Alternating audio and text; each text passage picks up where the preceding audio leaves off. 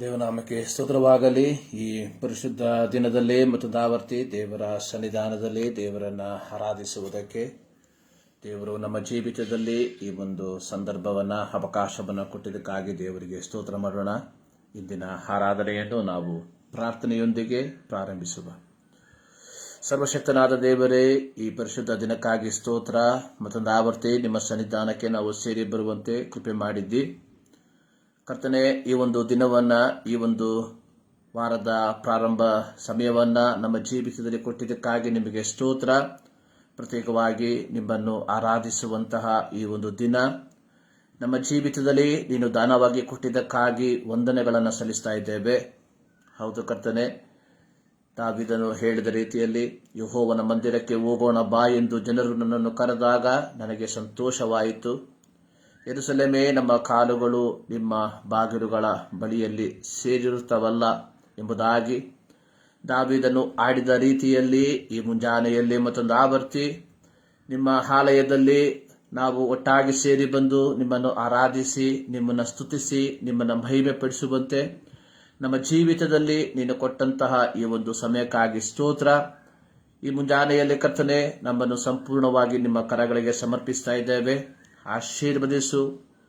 ಹೌದು ಕರ್ತನೆ, ಪವಿತ್ರನಾದ ದೇವರನ್ನ ಪವಿತ್ರತೆಯಲ್ಲಿ ಆರಾಧಿಸುವುದಕ್ಕೆ ನಮ್ಮನ್ನು ಯೋಗ್ಯರನ್ನಾಗಿ ಮಾರ್ಪಡಿಸೆಂಬುದಾಗಿ ನಾವು ಪ್ರಾರ್ಥಿಸುತ್ತೇವೆ. ಈ ಮುಂಜಾನೆಯಲ್ಲಿ ಕರ್ತನೆ ದೇವರೇ, ನಡೆಯುತ್ತಿರುವಂತಹ ಪ್ರತಿಯೊಂದು ಪವಿತ್ರ ಆರಾಧನೆಗಳಿಗಾಗಿ ನಾವು ಪ್ರಾರ್ಥಿಸ್ತಾ ಇದ್ದೇವೆ. ಪ್ರತಿಯೊಂದು ಆರಾಧನೆಗಳಲ್ಲಿ ದೇವರ ಪವಿತ್ರಾತ್ಮನು ತಾನೇ ಇಳಿದು ಬರುವಂತೆ, ಪ್ರತಿಯೊಂದು ಆರಾಧನೆಗಳು ದೈವಿಕ ನಿಯೋಗದ ರೀತಿಯಲ್ಲಿ ನಡೆಸಲ್ಪಡುವಂತೆ ಕೃಪೆ ಮಾಡೆಂಬುದಾಗಿ ನಾವು ಪ್ರಾರ್ಥಿಸ್ತಾ ಇದ್ದೇವೆ. ಪ್ರಾರ್ಥನೆಗಳಿದ್ದಕ್ಕಾಗಿ ಸ್ತೋತ್ರ. ಯೇಸು ಕ್ರಿಸ್ತನ ನಾಮದಲ್ಲಿ ಬಿಡುತ್ತೇವೆ ನಮ್ಮ ಪ್ರೀತಿಯ ತಂದೆ, ಆಮೆನ್. ಪತದಾವರ್ತಿ ನಿಮ್ಮೆಲ್ಲರಿಗೂ ಯೇಸು ಕ್ರಿಸ್ತನ ನಾಮದಲ್ಲಿ ನಮ್ಮ ಪ್ರೀತಿಯ ವಂದನೆ. ಒಂದು ಹಾಡಿನ ಕೆಲವು ಚರಣಗಳನ್ನು ಹಾಡಿ ಪ್ರಾರಂಭದಲ್ಲಿ ದೇವರ ನಾಮವನ್ನು ನಾವು ಮಹಿಮೆ ಪಡಿಸುವ. ಒಂದು ಹಳೆಯ ಹಾಡು. ಸರ್ವ ಕೃಪಾ ನೀತಿಯುಳ್ಳ ಕರ್ತನೆ, ಸಕಲ ಚರಾಚರ ಹರ್ಷಿಸುತ್ತೆ, ಸ್ತೋತ್ರವ ಹಾಡಿ ಸ್ತುತಿಸುವೆನು, ಸಂತೋಷದಿಂದ ನಿನ್ನ ಹೊಗಳುವೆನು ಎಂಬ ಹಾಡನ್ನ ಹಾಡಿ ದೇವರನ್ನ ನಾವು ಮಹಿಮೆ ಪಡಿಸುವ. ಸರ್ವ ಕೃಪಾ ನೀತಿಯುಳ್ಳ ಕರ್ತನೆ, ಸಕಲ ಚರಾಚರ ಹರ್ಷಿಸುತ್ತೆ, ಸ್ತೋತ್ರವ ಹಾಡಿ ಸ್ತುತಿಸುವೆನು, ಸಂತೋಷದಿಂದ ನಿನ್ನ ಹೊಗಳುವೆನು. ಸರ್ವ ಕೃಪಾ ನೀತಿಯುಳ್ಳ ಕರ್ತನೆ, ಸಕಲ ಚರಾಚರ ಹರ್ಷಿಸುತ್ತೆ, ಸ್ತೋತ್ರವ ಹಾಡಿ ಸ್ತುತಿಸುವೆನು, ಸಂತೋಷದಿಂದ ನಿನ್ನ ಹೊಗಳುವೆನು. Hallelujah hallelujah hallelujah hallelujah hallelujah ಎಂದು ಹಾಡುವೆನು, ಆನಂದದಿಂದ ನಿನ್ನ ಹೊಗಳುವೆನು. ಪ್ರೀತಿಸಿ ನನ್ನನ್ನು ಹುಡುಕಿದಿನಿ, ಪ್ರೀತಿಸಿ ನನ್ನನ್ನು ಕಂಡುಕೊಂಡಿ, ಪರಿಶುದ್ಧವಾಗಿ ಜೀವಿಸಲು ಪಾಪಿಯಾದ ನನ್ನನ್ನು ಕರುಣಿಸಿದಿ. ಪ್ರೀತಿಸಿ ನನ್ನನ್ನು ಹುಡುಕಿದಿನಿ, ಪ್ರೀತಿಸಿ ನನ್ನನ್ನು ಕಂಡುಕೊಂಡಿ, ಪರಿಶುದ್ಧವಾಗಿ ಜೀವಿಸಲು ಪಾಪಿಯಾದ ನನ್ನನ್ನು ಕರುಣಿಸಿದೆ. ಸರ್ವ ಕೃಪಾ ನೀತಿಯುಳ್ಳ ಕರ್ತನೆ, ಸಕಲ ಚರಾಚರ ಹರ್ಷಿಸುತ್ತೆ.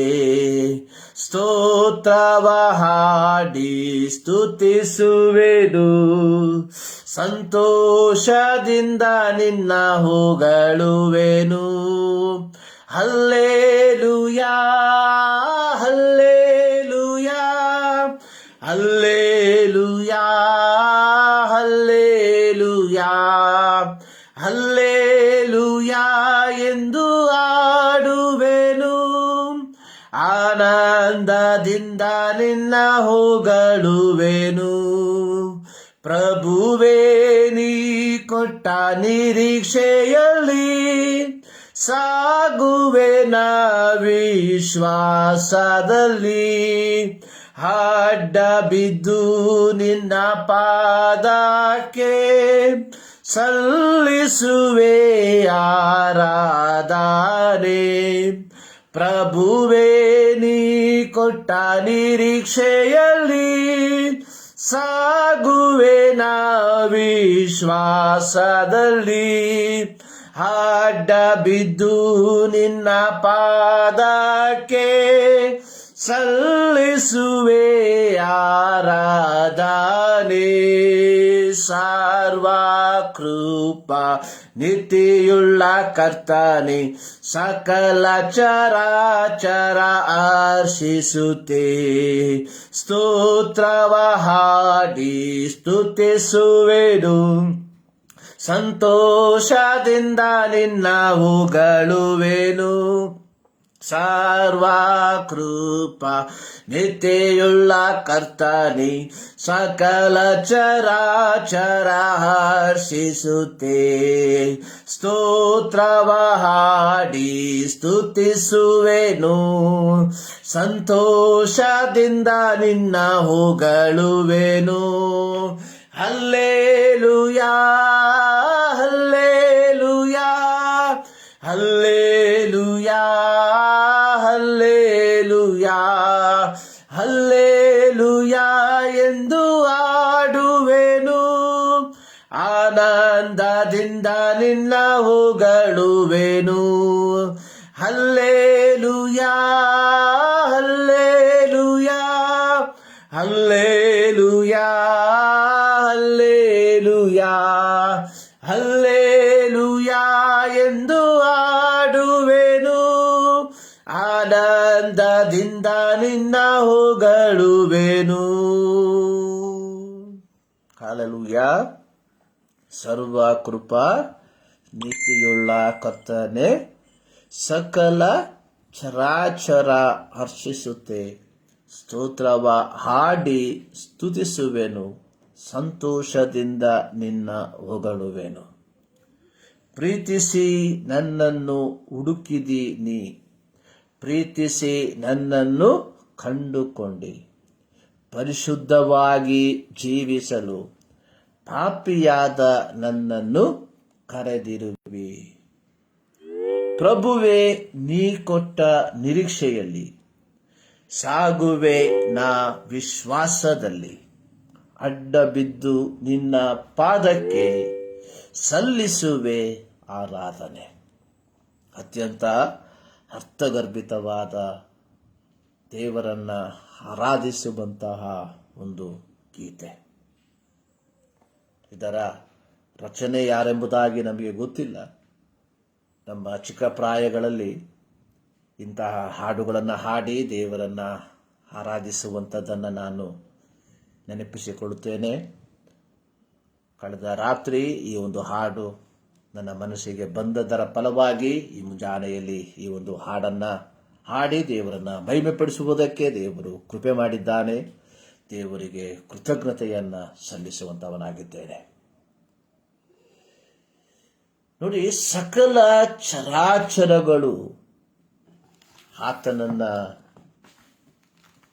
ಆರಾಧಿಸುವಂಥದ್ದಾಗಿದೆ, ಆತನನ್ನು ಸ್ತುತಿಸುವಂಥದ್ದಾಗಿದೆ ಎಂಬುದಾಗಿ ಹಾಡುಗಾರನು ಆಡುವಂಥದ್ದಾಗಿ ನಾವು ನೋಡುವಂಥವರಾಗಿದ್ದೇವೆ. ಸತ್ಯವೇದವು ಅದನ್ನೇ ನಮಗೆ ತಿಳಿಸುವಂಥದ್ದು ಆಗಿದೆ.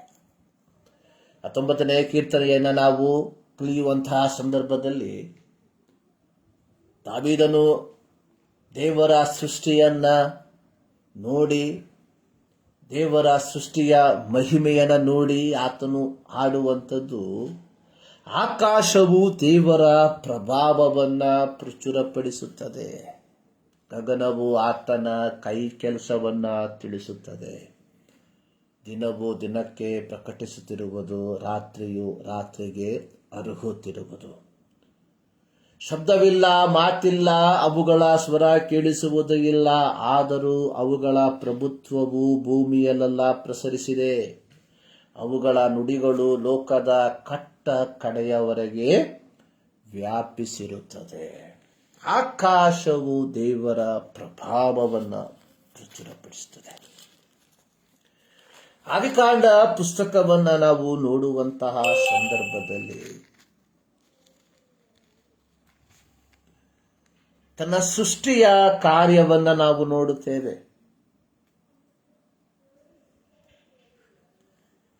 ಆದಿಕಾಂಡ 1ನೇ ಅಧ್ಯಾಯ ಅದರ 6, 7, 8 ವಾಕ್ಯ. ಬಳಿಕ ದೇವರು ಜಲಸಮೂಹಗಳ ನಡುವೆ ವಿಸ್ತಾರವಾದ ಗುಮ್ಮಟವು ಉಂಟಾಗಲಿ, ಅದು ಕೆಳಗಣ ನೀರುಗಳನ್ನು ಮೇಲಣ ನೀರುಗಳನ್ನು ಬೇರೆ ಬೇರೆ ಮಾಡಲಿ ಅಂದನು. ದೇವರು ವಿಸ್ತಾರವಾದ ಗುಮ್ಮಟವನ್ನು ಮಾಡಿ ಅದರ ಕೆಳಗಿದ್ದ ನೀರುಗಳನ್ನು ಅದರ ಮೇಲಿದ್ದ ನೀರುಗಳಿಂದ ವಿಂಗಡಿಸಿದನು. ಹಾಗೆಯೇ ಆಯಿತು. ಆ ಗುಮ್ಮಟಕ್ಕೆ ಆಕಾಶವೆಂದು ಹೆಸರಿಟ್ಟನು. ಹೀಗೆ ಸಾಯಂಕಾಲವೂ ಪ್ರಾಂತಕಾಲವೂ ಆಗಿ 2ನೆಯ ದಿನವಾಯಿತು. ಅದರ 9, 10 ವಾಕ್ಯ. ಅನಂತರ ದೇವರು ಆಕಾಶದ ಕೆಳಗಿರುವ ನೀರೆಲ್ಲ ಒಂದೇ ಸ್ಥಳದಲ್ಲಿ ಕೂಡಿಕೊಳ್ಳಲಿ, ಒಣನೆಲವು ಕಾಣಿಸಲಿ ಎಂದನು. ಹಾಗೆಯೇ ಆಯಿತು. ದೇವರು ಒಣನೆಲಕ್ಕೆ ಭೂಮಿ ಎಂದು, ಜಲಸಮೂಹಕ್ಕೆ ಸಮುದ್ರವೆಂದು ಹೆಸರಿಟ್ಟನು. ಆತನು ಅದನ್ನು ಒಳ್ಳೆಯದೆಂದು ನೋಡಿದನು. ಕೀರ್ತನೆಯಲ್ಲಿ ನಾವು ನೋಡಿದಂಥದ್ದು ಆಕಾಶವು ದೇವರ ಪ್ರಭಾವವನ್ನ, ಗಗನವು ಆತನ ಕೈ ಕೆಲಸವನ್ನ ತಿಳಿಸುತ್ತದೆ. ಸರ್ವಶಕ್ತನಾದ ದೇವರು ಕೇವಲ ತನ್ನ ಬಾಯಿಯ ಮಾತಿನ ಮೂಲಕವಾಗಿ ಸೃಷ್ಟಿಸಿದಂತಹ ಆಕಾಶವು ತನ್ನ ಇರುವಿಕೆಯ ಮೂಲಕ ದೇವರ ಪ್ರಭಾವವನ್ನ, ಆತನ ಕೈ ಕೆಲಸವನ್ನ, ಶಬ್ದವಿಲ್ಲದಂತಹ, ಮಾತಿಲ್ಲದಂತಹ, ಸ್ವರವಿಲ್ಲದಂತಹ ತನ್ನ ಇರುವಿಕೆಯ ಮೂಲಕ ಲೋಕದ ಕಟ್ಟ ಕಡೆಯವರೆಗೆ ಪ್ರಕಟಿಸುವಂತದಾಗಿ ನಾವು ನೋಡುತ್ತೇವೆ. ಅದೇ ರೀತಿಯಾಗಿ ದೇವರ ಸೃಷ್ಟಿಗಳಾದಂತಹ ಪಶು ಪಕ್ಷಿಗಳು, ಕ್ರಿಮಿ ಕೀಟಗಳು, ಮೃಗಗಳು, ಸಸ್ಯಾದಿಗಳು ದೇವರ ಮಹತ್ವವನ್ನ, ಸಮುದ್ರ, ಪರ್ವತಗಳು, ಪರ್ವತ ಶ್ರೇಣಿಗಳು ದೇವರ ಮಹತ್ವವನ್ನ ಶಬ್ದವಿಲ್ಲದೆ, ಮಾತಿಲ್ಲದೆ, ಸ್ವರವಿಲ್ಲದೆ ತಮ್ಮ ಇರುವಿಕೆಯ ಮೂಲಕ ಅದು ಪ್ರಕಟಿಸುವಂಥದ್ದನ್ನು ನಾವು ನೋಡುತ್ತೇವೆ. ಹೀಗಿರುವಾಗ ಇದೇ ಆದಿಕಾಂಡ 1:26 ನಾವು ನೋಡುತ್ತೇವೆ, ಆಮೇಲೆ ದೇವರು ನಮ್ಮ ಸ್ವರೂಪದಲ್ಲಿ ನಮ್ಮ ಹೋಲಿಕೆಗೆ ಸರಿಯಾಗಿ ಮನುಷ್ಯರನ್ನು ಉಂಟು ಮಾಡೋಣ. 20 ಹೀಗೆ ದೇವರು ಮನುಷ್ಯನನ್ನು ತನ್ನ ಸ್ವರೂಪದಲ್ಲಿ ಉಂಟು ಮಾಡಿದನು. ಹೀಗಿರುವಾಗ ದೇವರ ಸ್ವರೂಪದಲ್ಲಿ, ದೇವರ ಸಾರೂಪ್ಯದಲ್ಲಿ ಉಂಟು ಮಾಡಿರುವಂತಹ ಮನುಷ್ಯನು ಎಷ್ಟರ ಮಟ್ಟಿಗೆ ದೇವರನ್ನ ಆರಾಧಿಸುವುದಕ್ಕೆ, ದೇವರನ್ನ ಸ್ತುತಿಸುವುದಕ್ಕೆ ಬಾಧ್ಯಸ್ಥರಾಗಿದ್ದೇವೆ ಎಂಬುವಂಥದ್ದನ್ನ ಒಂದು ಸಾರಿ ಯೋಚಿಸುವಂಥದ್ದು ಬಹಳ ಪ್ರಾಮುಖ್ಯವಾಗಿರುವಂಥದ್ದಾಗಿದೆ. ಬಾಯಿಲ್ಲದಂತಹ, ಶಬ್ದವಿಲ್ಲದಂತಹ ದೇವರ ಸೃಷ್ಟಿಗಳು ದೇವರ ಮಹತ್ವವನ್ನ ಪ್ರಚುರಪಡಿಸುತ್ತಿರುವಾಗ, ಶಬ್ದವನ್ನ, ಭಾಷೆಯನ್ನ, ತಿಳುವಳಿಕೆಯನ್ನ, ವಿವೇಚನೆಯನ್ನ ದಯಪಾಲಿಸಿರುವ ದೇವರು ನಮಗೆ ದಯಪಾಲಿಸಿರುವಾಗ ನಾವು ಎಷ್ಟರ ಮಟ್ಟಿಗೆ ಆತನನ್ನ ಸ್ತುತಿಸುವುದಕ್ಕೆ ಬಾಧ್ಯಸ್ಥರಾಗಿದ್ದೇವೆ. ಹಾಡುಗಾರನು ಹಾಡಿದಂಥದ್ದು ಸಕಲ ಚರಾಚರಗಳು ಹರ್ಷಿಸುತ್ತದೆ. ಸೊ ಹೀಗಿರುವುದರಿಂದ ಜೀವಂತನಾದ ನಾನು, ದಾವೀದನು ತನ್ನ ಅನುಭವದಲ್ಲಿ ಆಡಿರುವಂಥದ್ದು, ಸತ್ತವರು ಯಾಹುವನ್ನ ಸ್ತುತಿಸುವುದಿಲ್ಲ, ಅಧೋಲೋಕಕ್ಕೆ ಸೇರಿದವರು ಆತನ ಮಹಿಮೆಯನ್ನ ಪ್ರಕಟಿಸುವುದಿಲ್ಲ. ಹೀಗಿರುವಾಗ ಜೀವಂತವಾಗಿರುವ ನಾವುಗಳು ಪ್ರತ್ಯೇಕವಾಗಿ 2023 ಆಗಸ್ಟ್ 13ನೇ ದಿನ ಈ ಭಾನುವಾರ ಜೀವಂತವಾಗಿರುವ ನಾವುಗಳು ಎಷ್ಟರ ಮಟ್ಟಿಗೆ ಆತನನ್ನ ಆರಾಧಿಸುವಂತವರಾಗಿರಬೇಕು. ಆರಾಧನೆ ಅನ್ನುವಂಥದ್ದು ಜೀವಂತನಾದ ದೇವರಿಗೆ ನಾವು ಸ್ತುತಿಸುವಂಥದ್ದು ಎಂಬುದಾಗಿ ಆಗಿದೆ. ಹಾಡುಗಾರನು ಹಾಡಿರುವಂಥದ್ದು, ಪ್ರೀತಿಸಿ ನನ್ನನ್ನು ಹುಡುಕಿದಿನಿ, ಪ್ರೀತಿಸಿ ನನ್ನನ್ನು ಕಂಡುಕೊಂಡಿ, ಪರಿಶುದ್ಧವಾಗಿ ಜೀವಿಸಲು ಪಾಪಿಯಾದ ನನ್ನನ್ನು ಕರುಣಿಸಿದಿ.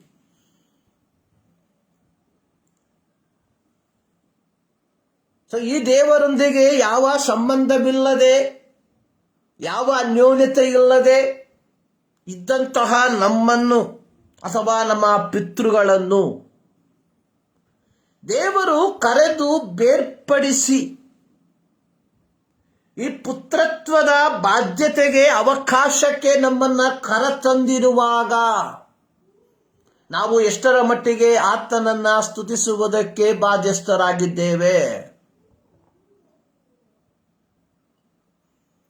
ಹಾಡುಗಾರನು ತನ್ನ ಕೊನೆಯ ಚರಣದಲ್ಲಿ ಆಡಿರುವಂಥದ್ದು, ಪ್ರಭುವೇ ನೀ ಕೊಟ್ಟ ನಿರೀಕ್ಷೆಯಲ್ಲಿ ಸಾಗುವೇದ, ವಿಶ್ವಾಸದಲ್ಲಿ ಅಡ್ಡ ಬಿದ್ದು ನಿನ್ನ ಪಾದಕ್ಕೆ ಸಲ್ಲಿಸುವೆ ಆರಾಧನೆ.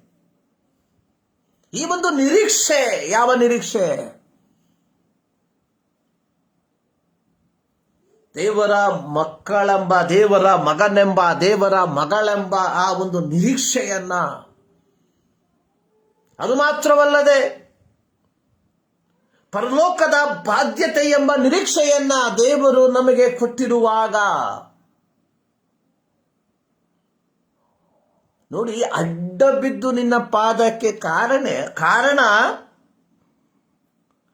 ಯೋಗ್ಯತೆ ಇಲ್ಲದ ಸ್ಥಾನದಲ್ಲಿ ನಮ್ಮನ್ನು ಯೋಗ್ಯರನ್ನಾಗಿ ಮಾರ್ಪಡಿಸಿ ತನ್ನ ಪುತ್ರನ ರಾಜ್ಯಕ್ಕೆ ನಮ್ಮನ್ನು ಸೇರಿಸಿರುವಾಗ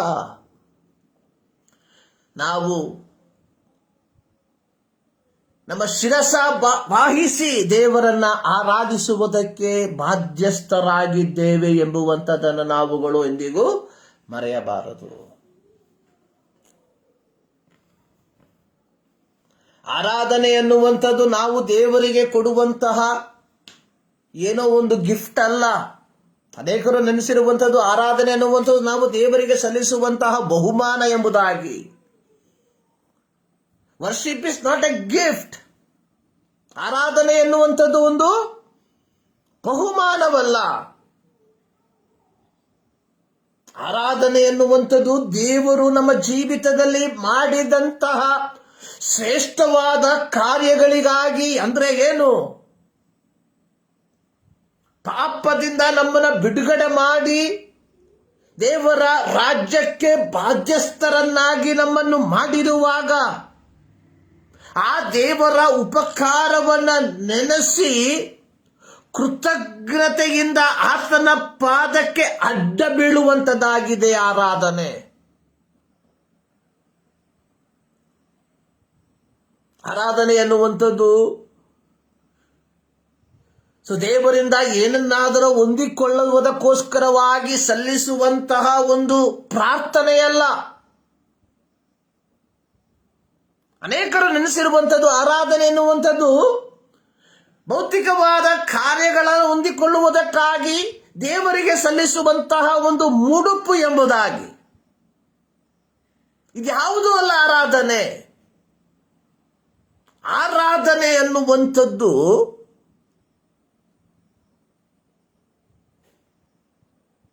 ಯಾವ ಯೋಗ್ಯತೆ ಇಲ್ಲದ ನಮ್ಮನ್ನ ಯೋಗ್ಯರನ್ನಾಗಿ ಮಾರ್ಪಡಿಸಿ ದೇವರ ರಾಜ್ಯದ ಬಾಧ್ಯಸ್ಥರನ್ನಾಗಿ ನಮ್ಮನ್ನ ಮಾರ್ಪಡಿಸಿರುವಂತಹ ದೇವರಿಗೆ ಸಲ್ಲಿಸುವಂತಹ ಕೃತಜ್ಞತೆಯ ಮನೋಭಾವವಾಗಿದೆ ಆರಾಧನೆ. ಇದನ್ನು ನಾವು ಸರಿಯಾಗಿ ಅರ್ಥ ಮಾಡಿಕೊಳ್ಳಬೇಕು. ಇನ್ನು ಅನೇಕರು ದೇವರನ್ನ ಆರಾಧಿಸುವಂಥದ್ದು ಏನನ್ನಾದರೂ ಹೊಂದಿಕೊಳ್ಳುವ ಒಂದು ಮನೋಭಾವದಲ್ಲಿ, ಆಲಯಗಳಿಗೆ ಹೋಗುವಂಥದ್ದು ಜೀವಿತದಲ್ಲಿ ಏನನ್ನಾದರೂ ಪಡೆದುಕೊಳ್ಳುವ ಮನೋಭಿಲಾಷೆಯಿಂದ ಇದ್ಯಾವುದೂ ಅಲ್ಲ ಆರಾಧನೆ. ಯೆಶಾಯನ ಪ್ರವಾದನ ಪುಸ್ತಕದಲ್ಲಿ ನಾವು ನೋಡ್ತೇವೆ, ಸರಾಫಿಯರು ದೇವರನ್ನ ಆರಾಧಿಸುವಂತಹ ಒಂದು ಚಿತ್ರಣವನ್ನ ಪ್ರವಾದಿಯಾದ ಯೆಶಾಯನು ಕಂಡನು ಎಂಬುದಾಗಿ. ಸರಾಫಿಯರು ಎರಡರಿಂದ ತಮ್ಮ ಪಾದಗಳನ್ನ ಮುಚ್ಚಿಕೊಂಡು, ಎರಡರಿಂದ ತಮ್ಮ ಮುಖವನ್ನ ಮುಚ್ಚಿಕೊಂಡು, ಎರಡನ್ನ ಬಡಿಯುತ್ತಾ ನೆಲ ಸೋಕದೆ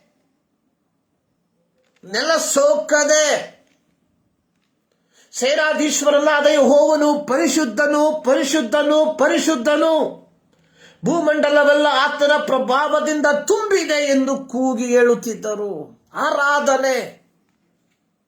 ಆರಾಧನೆ ಅನ್ನುವಂಥದ್ದು ಈ ಲೌಕಿಕವಾದ ಎಲ್ಲ ಕಾರ್ಯಗಳನ್ನ ಬಿಟ್ಟು ದೇವರೊಂದಿಗೆ ನಾವು ಇಟ್ಟುಕೊಳ್ಳುವಂತಹ ಒಂದು ಸಂಬಂಧ.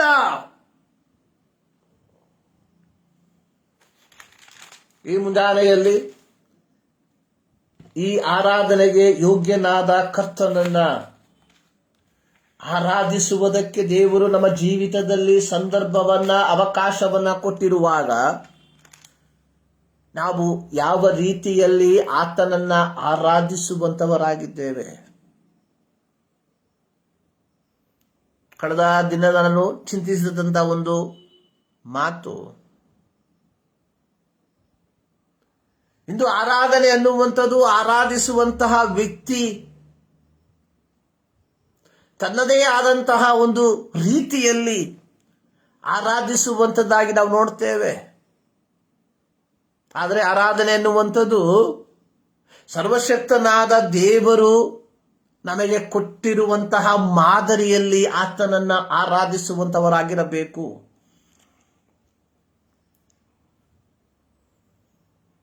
ಅನೇಕರು ಹೇಳಿರುವಂಥದ್ದನ್ನ ಕೇಳಿರಬಹುದು ನೀವುಗಳು. ಇಂದಿನ ಯುವ ಸಮೂಹ ಹಳೆಯ ಆರಾಧನಾ ಪದ್ಧತಿಯಿಂದ ಒಂದು ಹೊಸ ಪದ್ಧತಿಗೆ ಅವರು ದಾಪುಗಾಲು ಇಡುವಂತವರಾಗಿದ್ದಾರೆ ಎಂಬುದಾಗಿ. ಅಂದ್ರೆ ಜನರನ್ನ ಯವನಸ್ಥರನ್ನ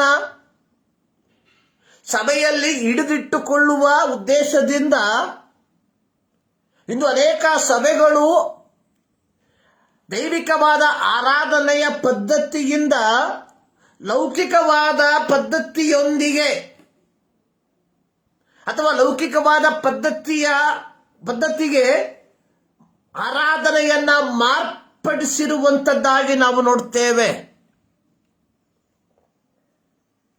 ಆದುದರಿಂದಲೇ ಇಂದು ಅನೇಕ ಸಭೆಗಳಲ್ಲಿ ಆರಾಧನಾ ವೃಂದ ಎಂಬುದಾಗಿ ಒಂದು ಗುಂಪನ್ನ ಕಟ್ಟಿಕೊಂಡು ಕೇವಲ ವಾದ್ಯ ಗೋಷ್ಠಿಗಳಿಂದ ಜನರನ್ನ ಮರುಳುಗೊಳಿಸಿ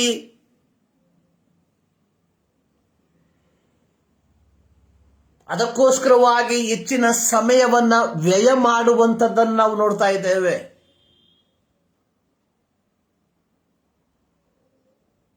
ದೇವರ ವಾಕ್ಯಕ್ಕೆ ಹೆಚ್ಚಿನ ಸಮಯವನ್ನ ಕಳೆಯದೆ ಕೇವಲ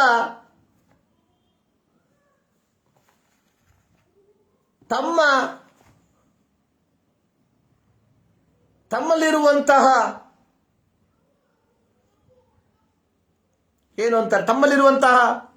ಆ ಒಂದು ತಾಲಂತನ್ನ ಜನರ ಮುಂದೆ ಪ್ರದರ್ಶಿಸುವುದಕ್ಕೋಸ್ಕರವಾಗಿ ಗಂಟೆಗಟ್ಟಲೆ ಸಮಯವನ್ನ ವ್ಯರ್ಥ ಮಾಡುವಂಥದ್ದಾಗಿ ನಾವು ನೋಡುತ್ತೇವೆ. ಆರಾಧನೆ ಅನ್ನುವಂಥದ್ದು ವಾದ್ಯ ಗೋಷ್ಠಿಗಳ ಕಪಿಚೇಷ್ಟೆಯಲ್ಲ. ಆರಾಧನೆ ಎನ್ನುವಂಥದ್ದು ವಾದ್ಯಗೋಷ್ಠಿಗಳ ಕಪಿಚೇಷ್ಟೆಯಲ್ಲ. ಆರಾಧನೆ ಎನ್ನುವಂಥದ್ದು ಯೋಗ್ಯತೆ ಇಲ್ಲದ ನಮ್ಮನ್ನ ದೇವರು ಯೋಗ್ಯರನ್ನಾಗಿ ಮಾರ್ಪಡಿಸಿದಕ್ಕಾಗಿ ಸಲ್ಲಿಸುವಂತಹ ಕೃತಜ್ಞತೆಯಾಗಿದೆ ಆರಾಧನೆ. ಇಂದು ಅನೇಕರು ನೆನೆಸುವಂಥದ್ದು ಸಭೆಗಳಲ್ಲಿ ವಾದ್ಯಗೋಷ್ಠವಿಲ್ಲದೆ ಹೋದರೆ ಆರಾಧನೆ ಪೂರ್ತಿಯಾಗುವುದಿಲ್ಲ ಎಂಬುದಾಗಿ. ಪ್ರಿಯರೇ, ಆರಾಧನೆ ಸರ್ವಶಕ್ತನಾದ ದೇವರಿಗೆ ನಾವು ಸಲ್ಲಿಸುವಂತಹ ಕೃತಜ್ಞತೆಯಾಗಿದೆ.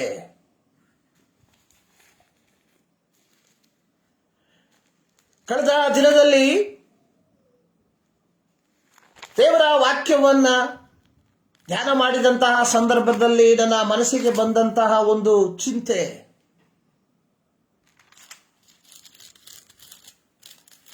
ಸರ್ವಶಕ್ತನಾದ ದೇವರು ಹಳೆಯ ಒಡಂಬಡಿಕೆಯಲ್ಲಿ ಮೋಶೆಯ ಮೂಲಕ ದೇವರನ್ನು ಆರಾಧಿಸುವಂತಹ ಒಂದು ಮಾದರಿಯನ್ನ ಕೊಡುವಂತದ್ದಾಗಿ ನಾವು ನೋಡುತ್ತೇವೆ. ಪ್ರತ್ಯೇಕವಾಗಿ ಯಾಜಕ ಕಾಂಡ 8-9 ಅಧ್ಯಾಯಗಳನ್ನ ಕಲಿಯುವಂತಹ ಸಂದರ್ಭದಲ್ಲಿ ಸರ್ವಶಕ್ತನಾದ ದೇವರು ಆರೋನನನ್ನು ಅವನ ಮಕ್ಕಳನ್ನ ತನ್ನ ಯಾಜಕೋದ್ಯೋಗ ಸೇವೆಗೋಸ್ಕರವಾಗಿ ಕರೆದು ಬೇರ್ಪಡಿಸುವಂಥದ್ದನ್ನು ನಾವು ನೋಡುತ್ತೇವೆ. 9ನೇ ಅಧ್ಯಾಯದ ಕೊನೆಯ ವಾಕ್ಯದಲ್ಲಿ ನಾವು ನೋಡುವಂಥದ್ದು ಮಹಾಯಾಜಕನಾದಂತಹ ಆರೋನನು ದೈವಿಕ ಪದ್ಧತಿಗೆ ಅನುಗುಣವಾಗಿ ದೇವರನ್ನು ಆರಾಧಿಸಿ, ಆ ಕಾಲದಲ್ಲಿ ಆರಾಧನೆ ಅನ್ನುವಂಥದ್ದು ದೇವರಿಗೆ ಸಮರ್ಪಿಸುವಂತಹ ಯಜ್ಞಗಳಾಗಿತ್ತು. ದೈವಿಕವಾದ ರೀತಿಯಲ್ಲಿ ದೇವರನ್ನ ಆರಾಧಿಸಿ ಜನರನ್ನು ಆಶೀರ್ವದಿಸಿದಾಗ ಅಲ್ಲಿ ಕೂಡಿ ಬಂದಿದಂತಹ ಜನರಿಗೆ ಯೆಹೋವನ ಮಹಿಮೆ ಪ್ರತ್ಯಕ್ಷವಾಯಿತು. ನೋಡಿ, ಮಹಾಯಾಜಕನಾದಂತಹ ಆರೋನನು ಸರ್ವಶಕ್ತನಾದ ದೇವರು ಮೋಶೆಯ ಮೂಲಕ ಹೇಳಿದ ರೀತಿಯಲ್ಲಿ ದೇವರಿಗೆ ಸರ್ವಾಂಗ ಹೋಮಗಳನ್ನ, ಪಾಪ ಪರಿಹಾರಕ ಯಜ್ಞಗಳನ್ನ ಅರ್ಪಿಸಿ ತದನಂತರವಾಗಿ ಜನರನ್ನ ಆಶೀರ್ವದಿಸಿದಾಗ ಅಲ್ಲಿ ಕೂಡಿ ಬಂದಿದ್ದಂತಹ ಜನರಿಗೆ ಯೆಹೋವನ ಮಹಿಮೆ ಪ್ರತ್ಯಕ್ಷವಾಯಿತು. ಒಂದು ಯಥಾರ್ಥವಾದ ಆರಾಧನೆ ಅನ್ನುವಂಥದ್ದು ದೈವಿಕವಾದ ಮಾರ್ಗ ನಿರ್ದೇಶನದಲ್ಲಿ ಅಥವಾ ದೈವಿಕವಾದ ನಿಯೋಗದಲ್ಲಿ ದೇವರನ್ನ ಆರಾಧಿಸುವಾಗ ಸೇರಿ ಬಂದಿರುವಂತಹ ಜನರು ದೈವಿಕ ಸಾನ್ನಿಧ್ಯವನ್ನ ಅನುಭವಿಸುವಂಥದ್ದು. ಪ್ರಿಯರೇ, ನಾವುಗಳು ಹೋಗುವಂತಹ ಆರಾಧನಾ ಸ್ಥಳಗಳಲ್ಲಿ ನಾವು ದೈವಿಕ ಸಾನ್ನಿಧ್ಯವನ್ನ ಅನುಭವಿಸದೆ ಹೋದರೆ ನಮ್ಮ ಆರಾಧನೆಯು ದೈವಿಕವಾದ ಪದ್ಧತಿಯ ಪ್ರಕಾರವಾಗಿ ಇಲ್ಲ ಎಂಬುವಂಥದ್ದನ್ನು ನಾವು ಅರ್ಥ ಮಾಡಿಕೊಳ್ಳಬೇಕು.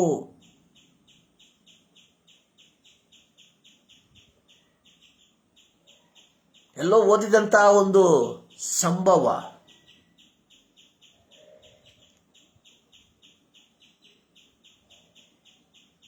ಒಬ್ಬ ವ್ಯಕ್ತಿ ಹೇಳ್ತಾನೆ, ನಾನು ನಿಮಗೆ ದೇವರನ್ನ ತೋರಿಸ್ತೇನೆ, ಸೊ ನೀವೆಲ್ಲರೂ ನನಗೆ ಹಣ ಕೊಡಬೇಕು. ಎಲ್ಲರೂ ಹಣ ಕೊಟ್ಟರು.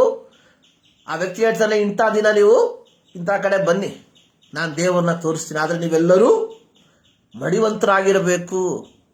ನಿಮ್ಮಲ್ಲಿ ಯಾವ ಕೆಟ್ಟದಿರಬಾರದು, ಯಾವ ಕೆಟ್ಟ ಯೋಚನೆ ಇರಬಾರದು. ಸೊ ಹೇಳಲ್ಪಟ್ಟ ದಿನದಲ್ಲಿ ಎಲ್ಲರೂ ಬಂದರು, ಯಾರಿಗೂ ಕಾಣ್ತಾ ಇಲ್ಲ. ಆಗ ಹೇಳಿದಂಥ ವ್ಯಕ್ತಿ ಕೆಲವೇ ನಿಮಿಷದಲ್ಲಿ, ಅಯ್ಯೋ ದೇವರೇ ನೀನು ಪ್ರತ್ಯಕ್ಷನಾದ ಎಂಬುದಾಗಿ ಕೂಗೋದಕ್ಕೆ ಶುರು ಮಾಡ್ತಾ. ಸೊ ಎಲ್ಲರೂ ಆ ಕಡೆ ಈ ಕಡೆ ನೋಡ್ತಾರೆ, ಯಾರಿಗೂ ಕಾಣ್ತಾ ಇಲ್ಲ. ಆದರೆ ಪ್ರತಿಯೊಬ್ಬ ಎಲ್ಲಿ ನಾನು ಕೂಗಿಲ್ಲ ಅಂದ್ರೆ ನಾನು ಪಾಪಿ ಎಂಬುದಾಗಿ ಜನ ನೆನೆಸ್ತಾರೆ ಎಂಬುದಾಗಿ ಕೂಗೋದಕ್ಕೆ ಶುರು ಮಾಡ್ದ. ಅಯ್ಯೋ ದೇವರೇ, ಅಯ್ಯೋ ದೇವರೇ, ಅಯ್ಯೋ ದೇವರೇ. ಪ್ರಿಯರೇ, ಇದು ಅನೇಕರು ಈ ರೀತಿಯಾಗಿ ದೇವರನ್ನ ಆರಾಧಿಸುವಂತವರಾಗಿದ್ದಾರೆ. ಒಂದು ಯಥಾರ್ಥವಾದ ದೈವಿಕವಾದಂತಹ ಮಹಿಮೆಯನ್ನ ತಮ್ಮ ಜೀವಿತದಲ್ಲಿ ಅನುಭವಿಸದೆ ಹೋದಾಗ್ಯೂ ಪಕ್ಕದಲ್ಲಿ ಕುಳಿತಿರುವಂತಹ ವ್ಯಕ್ತಿ ಏನು ನೆನೆಸುತ್ತಾನೆ ಎಂಬ ಉದ್ದೇಶದಿಂದ ನಾವುಗಳು ದೇವರ ಪ್ರಸನ್ನತೆಯನ್ನ, ದೇವರ ಸಾನ್ನಿಧ್ಯವನ್ನ ಅನುಭವಿಸಿದ್ದೇವೆ ಎಂದು ಇತರರು ತಿಳಿದುಕೊಳ್ಳುವುದಕ್ಕೋಸ್ಕರ ದೇವರನ್ನ ಆರಾಧಿಸುವಂಥದ್ದು. ನಾವು ಯಾವ ಗುಂಪಿಗೆ ಸೇರಿದ್ದೇವೆ? ಸೊ ಈ ಪ್ರಶ್ನೆಗೆ ನಿಮಗೆ ನೀವೇ ಉತ್ತರವನ್ನು ಕೊಡಿ. ಇಂದು ಭಾನುವಾರ ದೇವರನ್ನ ಆರಾಧಿಸುವುದಕ್ಕೆ ನಾವು ಸಿದ್ಧರಾಗಿದ್ದೇವೆ. ಇನ್ನು ಕೆಲವೇ ಕ್ಷಣಗಳಲ್ಲಿ ನಾವು ಆಲಯಗಳಿಗೆ ಹೋಗಿ ದೇವರನ್ನ ಆರಾಧಿಸ್ತೇವೆ. ಆದರೆ ನಾವುಗಳು ನಮ್ಮ ಆಲಯಗಳಲ್ಲಿ ದೇವರ ಮಹಿಮೆಯನ್ನ ಕಾಣುವಂತವರಾಗಿದ್ದೇವ? ಅಲ್ಲಿಗೆ ಮುಗಿಲಿಲ್ಲ. ಆರೋನನು ದೈವಿಕವಾದ ನಿಯೋಗದಲ್ಲಿ ದೇವರನ್ನ ಆರಾಧಿಸಿದಾಗ ಯೆಹೋವನ ಸನ್ನಿಧಿಯಿಂದ ಬೆಂಕಿ ಹೊರಟು ಯಜ್ಞವೇದಿಯ ಮೇಲಿದ್ದ ಸರ್ವಾಂಗ ಹೋಮ ದ್ರವ್ಯವನ್ನ, ಕೊಬ್ಬನ್ನ ದಹಿಸಿ ಬಿಟ್ಟಿತ್ತು. ಸೊ ಜನರು ಇದನ್ನು ಕಂಡರು. ಜನರು ಸಭಾಪಾಲಕರು ಹೇಳಿದ್ದನ್ನ ಕೇಳಿದರು ಎಂಬುದಾಗಿ ಅಲ್ಲ, ಜನರು ಇದನ್ನು ಕಂಡರು. ನೋಡಿ, 2 ಬಾರಿ ಇಂತಹ ಒಂದು ಪದವನ್ನು ನಾವು ಕಾಣ್ತೇವೆ. ಒಂದು, ಜನರಿಗೆ ದೇವರ ಮಹಿಮೆ ಪ್ರತ್ಯಕ್ಷವಾಯಿತು.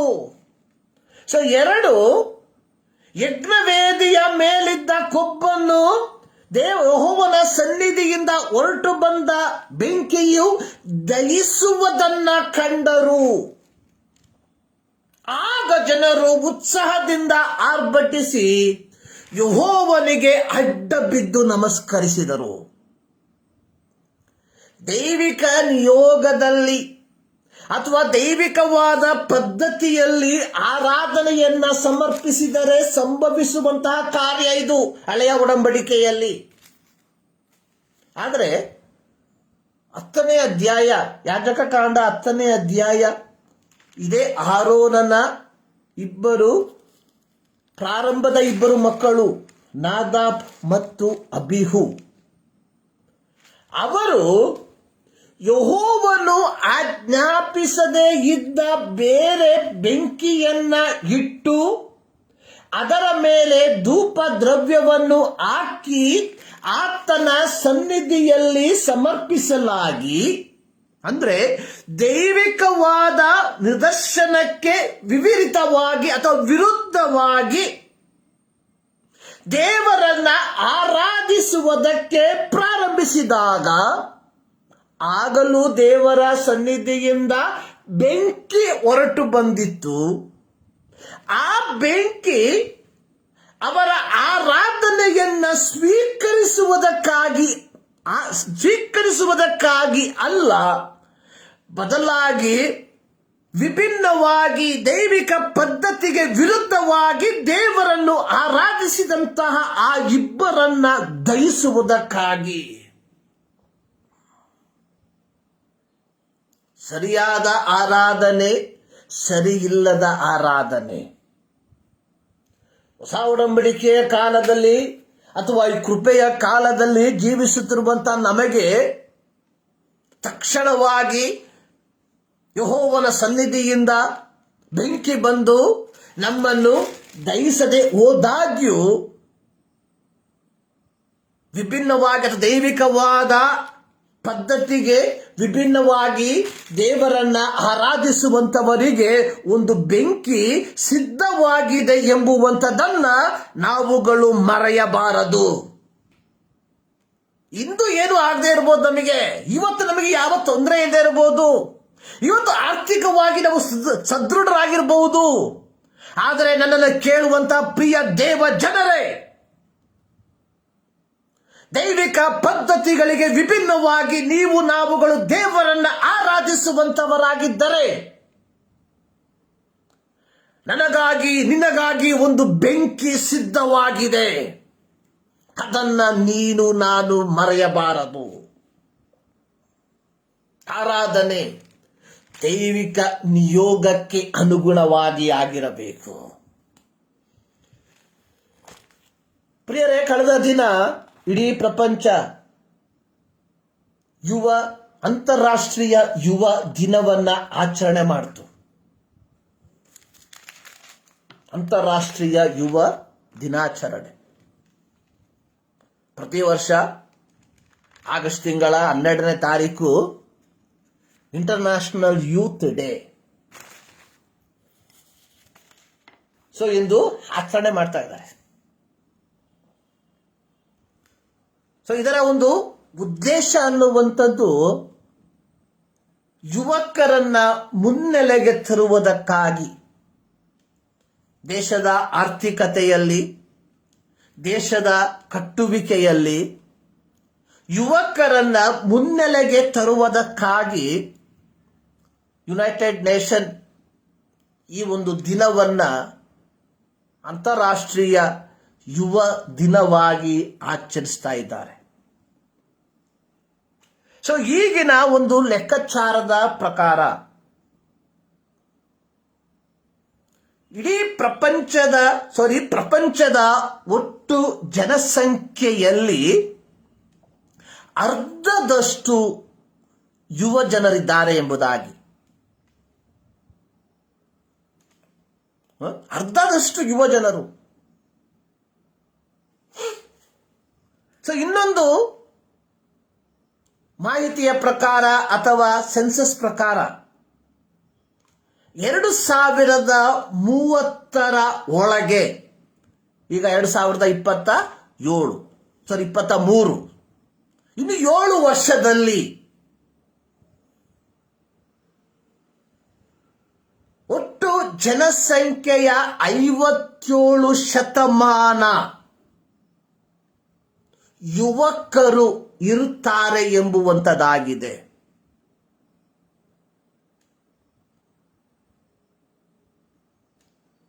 ಮತ್ತು ಒಟ್ಟು ಜನಸಂಖ್ಯೆಯ 67% ಜನರು ನಂಬುವಂಥದ್ದು ಈ ಯುವ ಸಮೂಹದ ಮುಖಾಂತರ ದೇಶದಲ್ಲಿ ಒಂದು ಆರ್ಥಿಕವಾದಂತಹ ಸದೃಢತೆ ಉಂಟಾಗ್ತದೆ ಎಂಬುದಾಗಿ. ಸೊ ನೀವು ನೆನೆಸ್ಕೊಬಹುದು, ಇದಕ್ಕೂ ಕ್ರೈಸ್ತತ್ವಕ್ಕೂ ಏನು ಸಂಬಂಧ?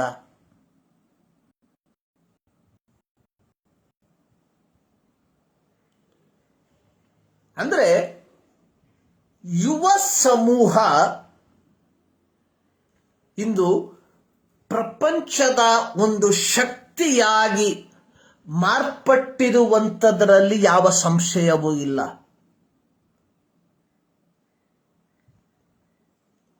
ನೋಡಿ, ಲೋಕದಲ್ಲಿರುವಂತಹ ಎಲ್ಲ ಶತಕೋಟ್ಯಾಧಿಪತಿಗಳನ್ನ ನಾವು ನೋಡೋದಾದ್ರೆ ಅವರೆಲ್ಲರೂ ಪ್ರಾಯದಲ್ಲಿ ಹಿರಿಯರಾಗಿರಬಹುದು, ಆದರೆ ಅವರ ಹಿಂದೆ ಇರುವ ಬೆನ್ನೆಲುಬು ಅನ್ನುವಂಥದ್ದು ಈ ಯುವ ಪಡೆ. ಈ ಯುವ ಪಡೆಯ ಮೂಲಕವಾಗಿ ಅವರು ಆರ್ಥಿಕವಾಗಿ ಸದೃಢರಾಗ್ತಾ ಇದ್ದಾರೆ. ಇಂದಿನ ಯುವ ಪಡೆ ಅವರ ಯೋಚನೆ ಅನ್ನುವಂಥದ್ದು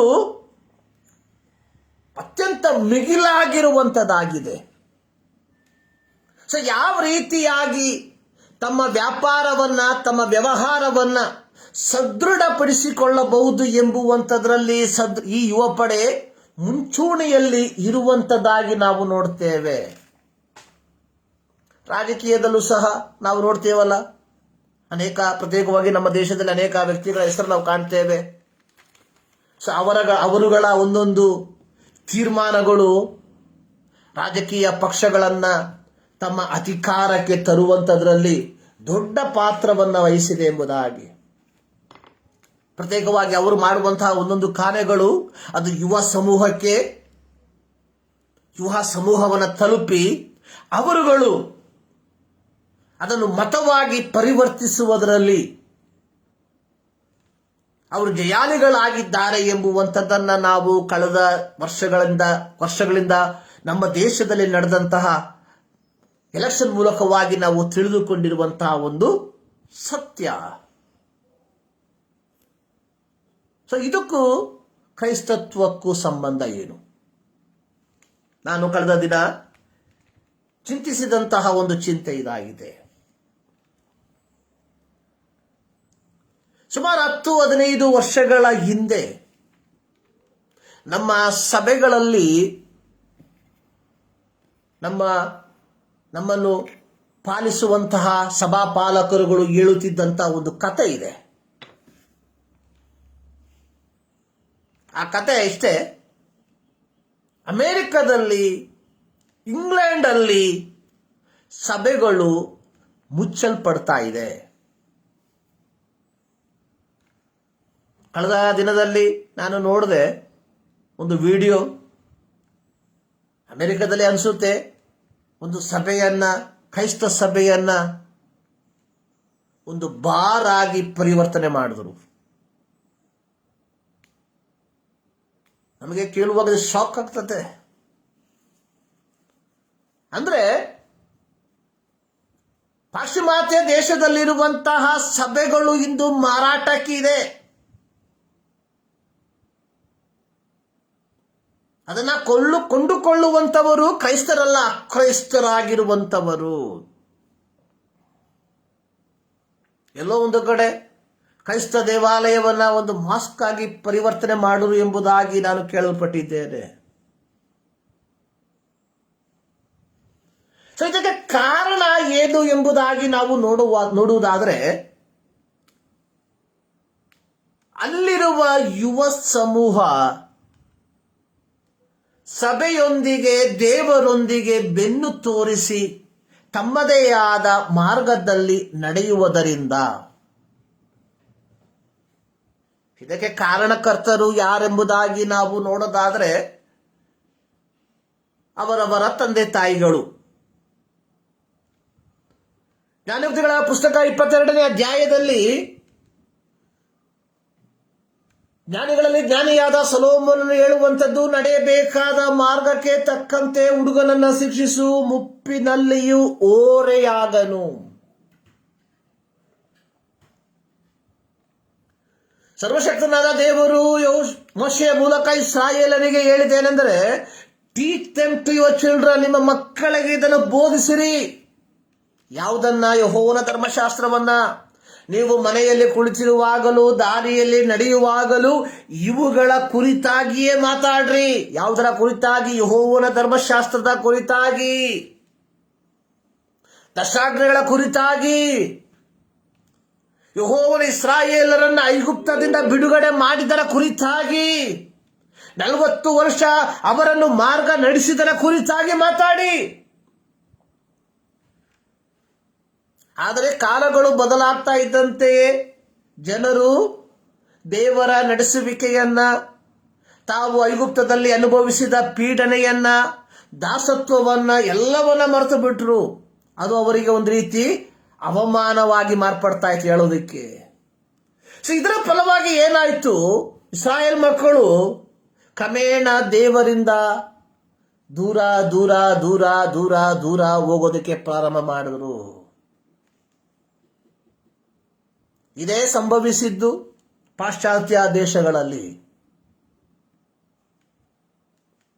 ನೋಡಿ, ಸತ್ಯವೇದದ ಪ್ರಾರಂಭ ಶತಮಾನದ ಒಂದೊಂದು ಮಿಷನರಿಗಳನ್ನು ನೀವು ತೆಗೆದುಕೊಳ್ಳುವುದಾದರೆ ಇವರೆಲ್ಲರೂ ಪಾಶ್ಚಾತ್ಯ ದೇಶದಿಂದ ಬಂದಂಥವರೇ. ನಮ್ಮ ದೇಶದಲ್ಲಿ, ನಮ್ಮ ರಾಜ್ಯದಲ್ಲಿ ಕ್ರೈಸ್ತತ್ವವನ್ನ ಅಥವಾ ಸಾಮಾಜಿಕ ಸೇವೆಯನ್ನ ಮಾಡಿದಂಥವರಲ್ಲಿ ಪಾಶ್ಚಾತ್ಯ ಮಿಷನರಿಗಳ ಭಾಗ ದೊಡ್ಡದಾಗಿದೆ. ದೊಡ್ಡದಲ್ಲ, ಸೊ ದೇ ಆರ್ ದ ಪಾಯ್ನರ್. ಅವರೇ ಅದಕ್ಕೆ ಅಡಿಪಾಯವನ್ನು ಹಾಕಿರುವಂಥದ್ದು.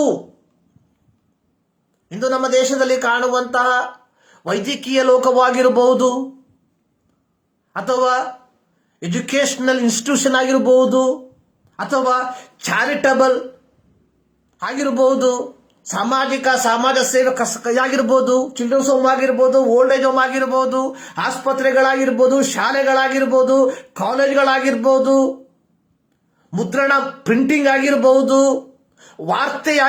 ನ್ಯೂಸ್ ಪೇಪರ್ ಆಗಿರ್ಬೋದು, ಇವೆಲ್ಲವನ್ನ ಪ್ರಾರಂಭ ಮಾಡಿದಂಥದ್ದು ಮಿಷನರಿಗಳು ನಮ್ಮ ದೇಶದಲ್ಲಿ, ನಮ್ಮ ರಾಜ್ಯದಲ್ಲಿ. ಮೊದಲು ಇದನ್ನು ಅರ್ಥ ಮಾಡ್ಕೊಳ್ಳಿ. ಇವರೆಲ್ಲರೂ ಯಾರಾಗಿದ್ರು? ಪಾಶ್ಚಾತ್ಯದವರೇ. ಎಲ್ಲರೂ ಅಮೆರಿಕದಿಂದ, ಇಂಗ್ಲೆಂಡಿಂದ, ಜರ್ಮನಿಯಿಂದ, ಸ್ಕಾಟ್ಲ್ಯಾಂಡಿಂದ ಬಂದಂತಹ ಮಿಷನರಿಗಳೇ ನಮ್ಮ ದೇಶದಲ್ಲಿ ಇಷ್ಟೆಲ್ಲ ಒಂದು ಉನ್ನತೀಕರಣಕ್ಕೆ ಅಡ್ಡಿಗಲ್ಲನ್ನ ಇಟ್ಟಂಥವರು. ಕಾರ್ನರ್ ಸ್ಟೋನ್ ಅಂತಾರಲ್ಲ, ಮೂಲೆಗಲ್ಲು ಇವರೇ ಆಗಿದ್ರು. ಆದರೆ ಕಾಲಗಳು ಬದಲಾಗ್ತಾ ಇದ್ದಂತೆಯೇ ಯಾವ ವ್ಯಕ್ತಿಗಳು ಇಡೀ ಪ್ರಪಂಚದ ಉನ್ನತೀಕರಣಕ್ಕೋಸ್ಕರವಾಗಿ ಮಿಷನರಿಗಳಾಗಿ ಹೋಗಿ, ಅನೇಕ ಮಿಷನರಿಗಳು ತಮ್ಮ ಪ್ರಾಣವನ್ನೇ ತ್ಯಾಗ ಮಾಡಿದ್ರು. ಆದರೆ ಇದೇ ಮಿಷನರಿಗಳ ದೇಶದಲ್ಲಿ ಇವತ್ತು ಜನರು ದೇವರಿಂದ ದೂರ ಹೋದ್ರು. ಕಾರಣ, ದೇವರ ಕುರಿತಾಗಿರುವಂತಹ ಸ್ಪಷ್ಟವಾದ ಚಿತ್ರಣವನ್ನ ತಮ್ಮ ಮಕ್ಕಳಿಗೆ ಕೊಡುವಂಥದ್ರಲ್ಲಿ ಅವರು ಸೋತು ಹೋದ್ರು. ಅದರ ಫಲವಾಗಿ ಇವತ್ತು ಪಾಶ್ಚಾತ್ಯ ದೇಶಗಳಲ್ಲಿ ಸಭೆಗಳು ಮಾರಾಟಕ್ಕಿದೆ ಎಂಬುವಂತಹ ತಲೆಬರಹವನ್ನು ನಾವು ಕಾಣಬಹುದಾಗಿದೆ. ಸೊ ಇದಕ್ಕೂ ನಮಗೂ ಏನು ಸಂಬಂಧ? ಇವತ್ತು ನಮ್ಮ ಸಭೆಗಳನ್ನ ನಾವು ತೆಗೆದುಕೊಳ್ಳೋದಾದ್ರೆ ನಾವು ಇದಕ್ಕೆ ದೂರದವರಲ್ಲ. ಅನೇಕ ಸಭೆಗಳಿಗೆ ಭೇಟಿ ಕೊಡುವಂತೆ, ಅನೇಕ ಸಭೆಗಳಲ್ಲಿ ದೇವರ ವಾಕ್ಯವನ್ನ ಸಾರುವಂತೆ ದೇವರು ನನ್ನ ಜೀವಿತದಲ್ಲಿ ಅವಕಾಶವನ್ನ ಕೊಟ್ಟಿದ್ದಾನೆ ಕರ್ನಾಟಕದಲ್ಲಿ. ಸೊ ನಾನು ನೋಡಿದಂತಹ ಒಂದು ಸತ್ಯ, ಪ್ರತ್ಯೇಕವಾಗಿ ಮೇನ್ ಲೈನ್ ಸಭೆಗಳಲ್ಲಿ ಸೊ ನಾನು ನೋಡಿದಂತಹ ಒಂದು ಸತ್ಯ, ನಗ್ನ ಸತ್ಯ ಏನೆಂದರೆ, ನಾವು ಹೋದಂತಹ ಸಭೆಗಳಲ್ಲಿ 45ಕ್ಕೆ ಮೇಲ್ಪಟ್ಟವರನ್ನ ಮಾತ್ರ ಸಭೆಗಳಲ್ಲಿ ಕಾಣುವಂಥದ್ದಾಗಿದೆ. 45 ವರ್ಷ ಮೇಲ್ಪಟ್ಟವರು, 45ರಿಂದ 60, 70, 80 ಆ ಕಾಲಘಟ್ಟದಲ್ಲಿರುವಂಥವರು ಮಾತ್ರ. ಮತ್ತು ಹುಟ್ಟಿದ ಮಗುವಿನಿಂದ ಒಂದು 12, 15 ವರ್ಷ ಪ್ರಾಯವಿರುವಂಥವರು. 16 ವರ್ಷದಿಂದ ಒಂದು 40 ವರ್ಷದ ತನಕ ಇರುವಂಥವರು ಬಹಳ ವಿರಳ ಸಭೆಗಳಲ್ಲಿ. ಸೊ ಇದನ್ನು ಹೇಳುವಾಗ ಎಷ್ಟು ಜನರು ಇದನ್ನು ಒಪ್ಪಿಕೊಳ್ತಾರೆ ಎಂಬುದಾಗಿ ನನಗೆ ಗೊತ್ತಿಲ್ಲ. ಆದರೆ ಇದು ನಗ್ನ ಸತ್ಯವಾಗಿರುವಂತ ಮಾತು. ಸೊ ಈ ಪರಿಸ್ಥಿತಿ ಮುಂದುವರಿಯುವುದಾದರೆ ಈ ಒಂದು ತಲೆಮಾರು, ಈಗ ಸಭೆಗಳಲ್ಲಿ ಭಾಗಿಗಳಾಗಿರುವಂತಹ ಈ ಒಂದು ತಲೆಮಾರು ಗತಿಸಿ ಹೋದರೆ ನಮ್ಮ ಸಭೆಗಳು ಸಹ ಮಾರಾಟವಾಗುವುದರಲ್ಲಿ ಯಾವ ಸಂಶಯವೂ ಇಲ್ಲ. ನೋಡಿ, ಒಂದು ಸರ್ವೆಯ ಪ್ರಕಾರ ನಾನು ಹೇಳಿದೆ, 67 ಶತಮಾನ ಜನ ನಂಬುವಂಥದ್ದು ಇಂದಿನ ಯುವ ಪೀಳಿಗೆಯ ಮೂಲಕ ದೇಶ ಆರ್ಥಿಕವಾಗಿ ಸದೃಢವಾಗ್ತದೆ ಎಂಬುದಾಗಿ. ಪ್ರಿಯ ಕ್ರೈಸ್ತರಾದ ನಾವುಗಳು ಇದೇ ಭಾಗವನ್ನ ಒಂದು ಆಧ್ಯಾತ್ಮಿಕ ರೀತಿಯಲ್ಲಿ ಚಿಂತಿಸುವುದಾದರೆ ಇಂದು ನಮ್ಮ ಸಭೆಯ ಏಳಿಗೆ ಇರುವಂಥದ್ದು ನಮ್ಮ ಯುವಕರ ಕೈಯಲ್ಲಿ. ನಾನು ಹೇಳಿದೆ 2030ರಲ್ಲಿ 57 ಶತಮಾನ ಯುವಕರು ಟೋಟಲ್ ಪಾಪ್ಯುಲೇಷನ್ ಇರ್ತದೆ ಎಂಬುದಾಗಿ. ಪ್ರತ್ಯೇಕವಾಗಿ ನಮ್ಮ ದೇಶದಲ್ಲಿ ಈ 57 ಶತಮಾನದಲ್ಲಿ ಎಷ್ಟು ಕ್ರೈಸ್ತ ಯುವಕರು ಇರ್ತಾರೆ ಯೋಚನೆ ಮಾಡಿ. ಇವರನ್ನ ನಾವು ಸರಿದಾರಿಗೆ ತಾರದೆ ಹೋದರೆ 2031ರಿಂದ ಬೆಂಗಳೂರು ಸುತ್ತಮುತ್ತಲಿರುವಂತಹ ಅನೇಕ ಸಭೆಗಳು ಮಾರಾಟಕ್ಕೆ ಇಡುವಂಥದ್ರಲ್ಲಿ ಯಾವ ಸಂಶಯವೂ ಇಲ್ಲ. So what is our responsibility? ನಮ್ಮ ಜವಾಬ್ದಾರಿ ಏನು? What is our responsibility?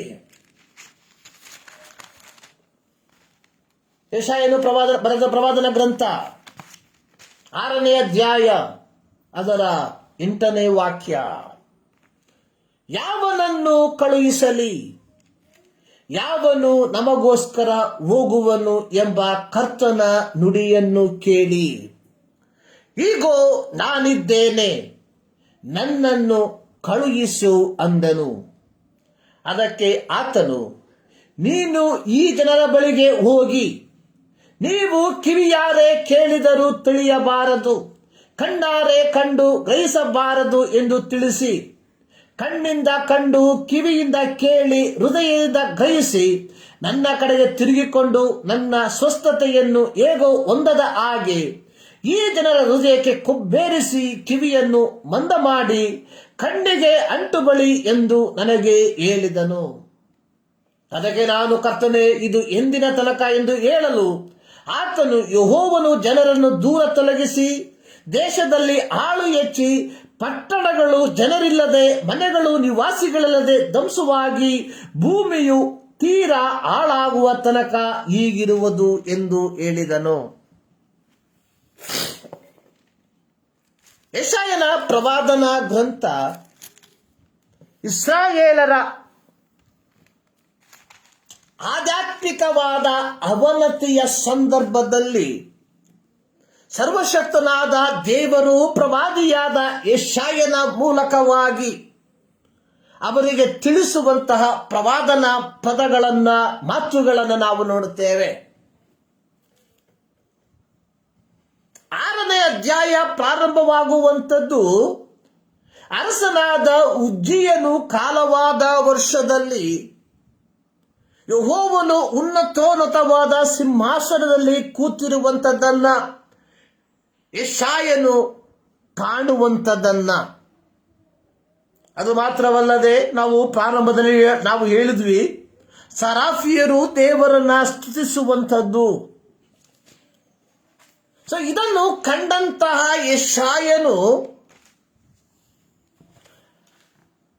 ಮೊರೆ ಇಡುವಂಥದ್ದಾಗಿ ನೋಡುತ್ತೇವೆ. ಅಯ್ಯೋ, ನಾನು ಏನು ಹೇಳಲಿ, ನಾಶವಾದನಲ್ಲ. ಪವಿತ್ರನಾದ ದೇವರನ್ನ ಅಥವಾ ಪರಿಶುದ್ಧನಾದ ದೇವರನ್ನ ಕಂಡಂತಹ ಪ್ರವಾದಿಯಾದ ಯೆಶಾಯನು ಹೇಳುವಂಥದ್ದು, ಅಪವಿತ್ರನಾದ ನಾನು ಪವಿತ್ರನಾದ ದೇವರನ್ನ ಕಂಡರೆ ನನ್ನ ಅಂತ್ಯವು ನಿಶ್ಚಯ.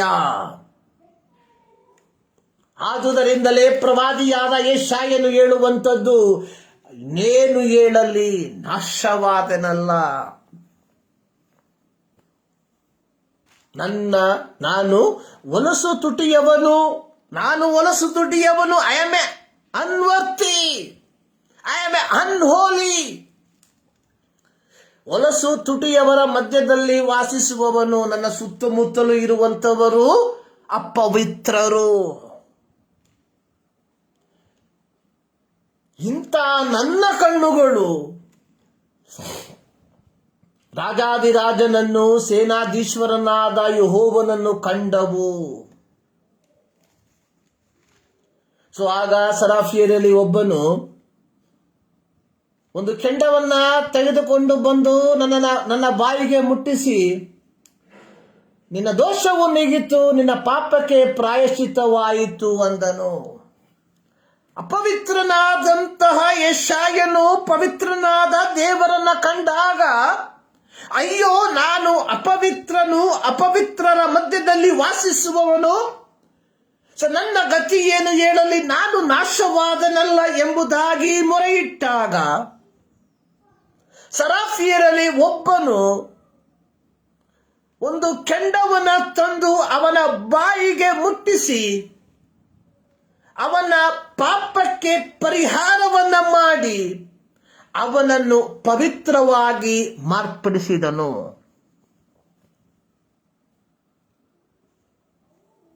ತದನಂತರವಾಗಿ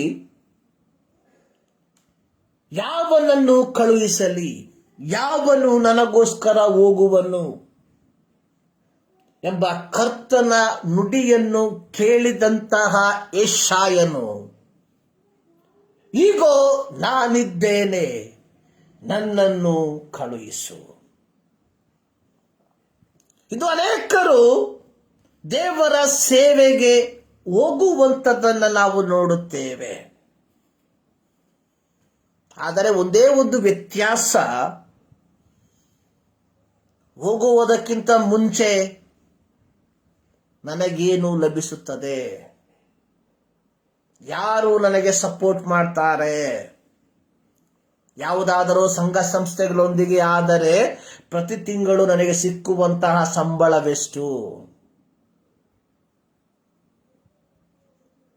ಸೊ ಇವೆಲ್ಲ ಆಧಾರವಾಗಿ ಇಟ್ಟುಕೊಂಡು ಸೇವೆಗೆ ಹೋಗುವಂಥವರನ್ನು ನಾವು ಕಾಣ್ತೇವೆ.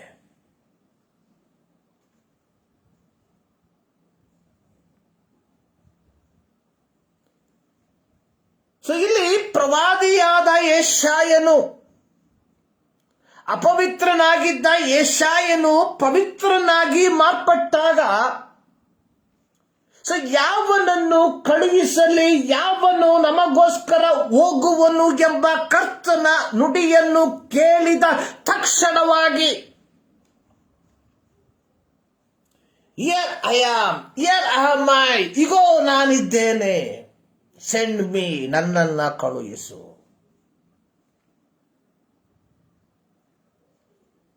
ಪ್ರಿಯರೇ, ಇವತ್ತು ಯೇಸು ಕ್ರಿಸ್ತನ ರಕ್ತದ ಮೂಲಕವಾಗಿ ಪಾಪ ಕ್ಷಮಾಪಣೆಯನ್ನು ಹೊಂದಿಕೊಂಡು ಪವಿತ್ರವಾದ ಜೀವಿತವನ್ನು ಜೀವಿಸಿ ಕೇವಲ ಸಭೆಗಳಲ್ಲಿ ವಿಶ್ವಾಸಿಗಳಾಗಿ ಜೀವಿಸುತ್ತಿರುವಂತಹ ಜನಸಮೂಹವನ್ನು ನೋಡಿ ಕರ್ತನು ಕೇಳುವಂತಹ ಒಂದು ಮಾತು, ಯಾವನನ್ನ ಕಳುಹಿಸಲಿ, ಯಾವನು ಹೋಗುವನು.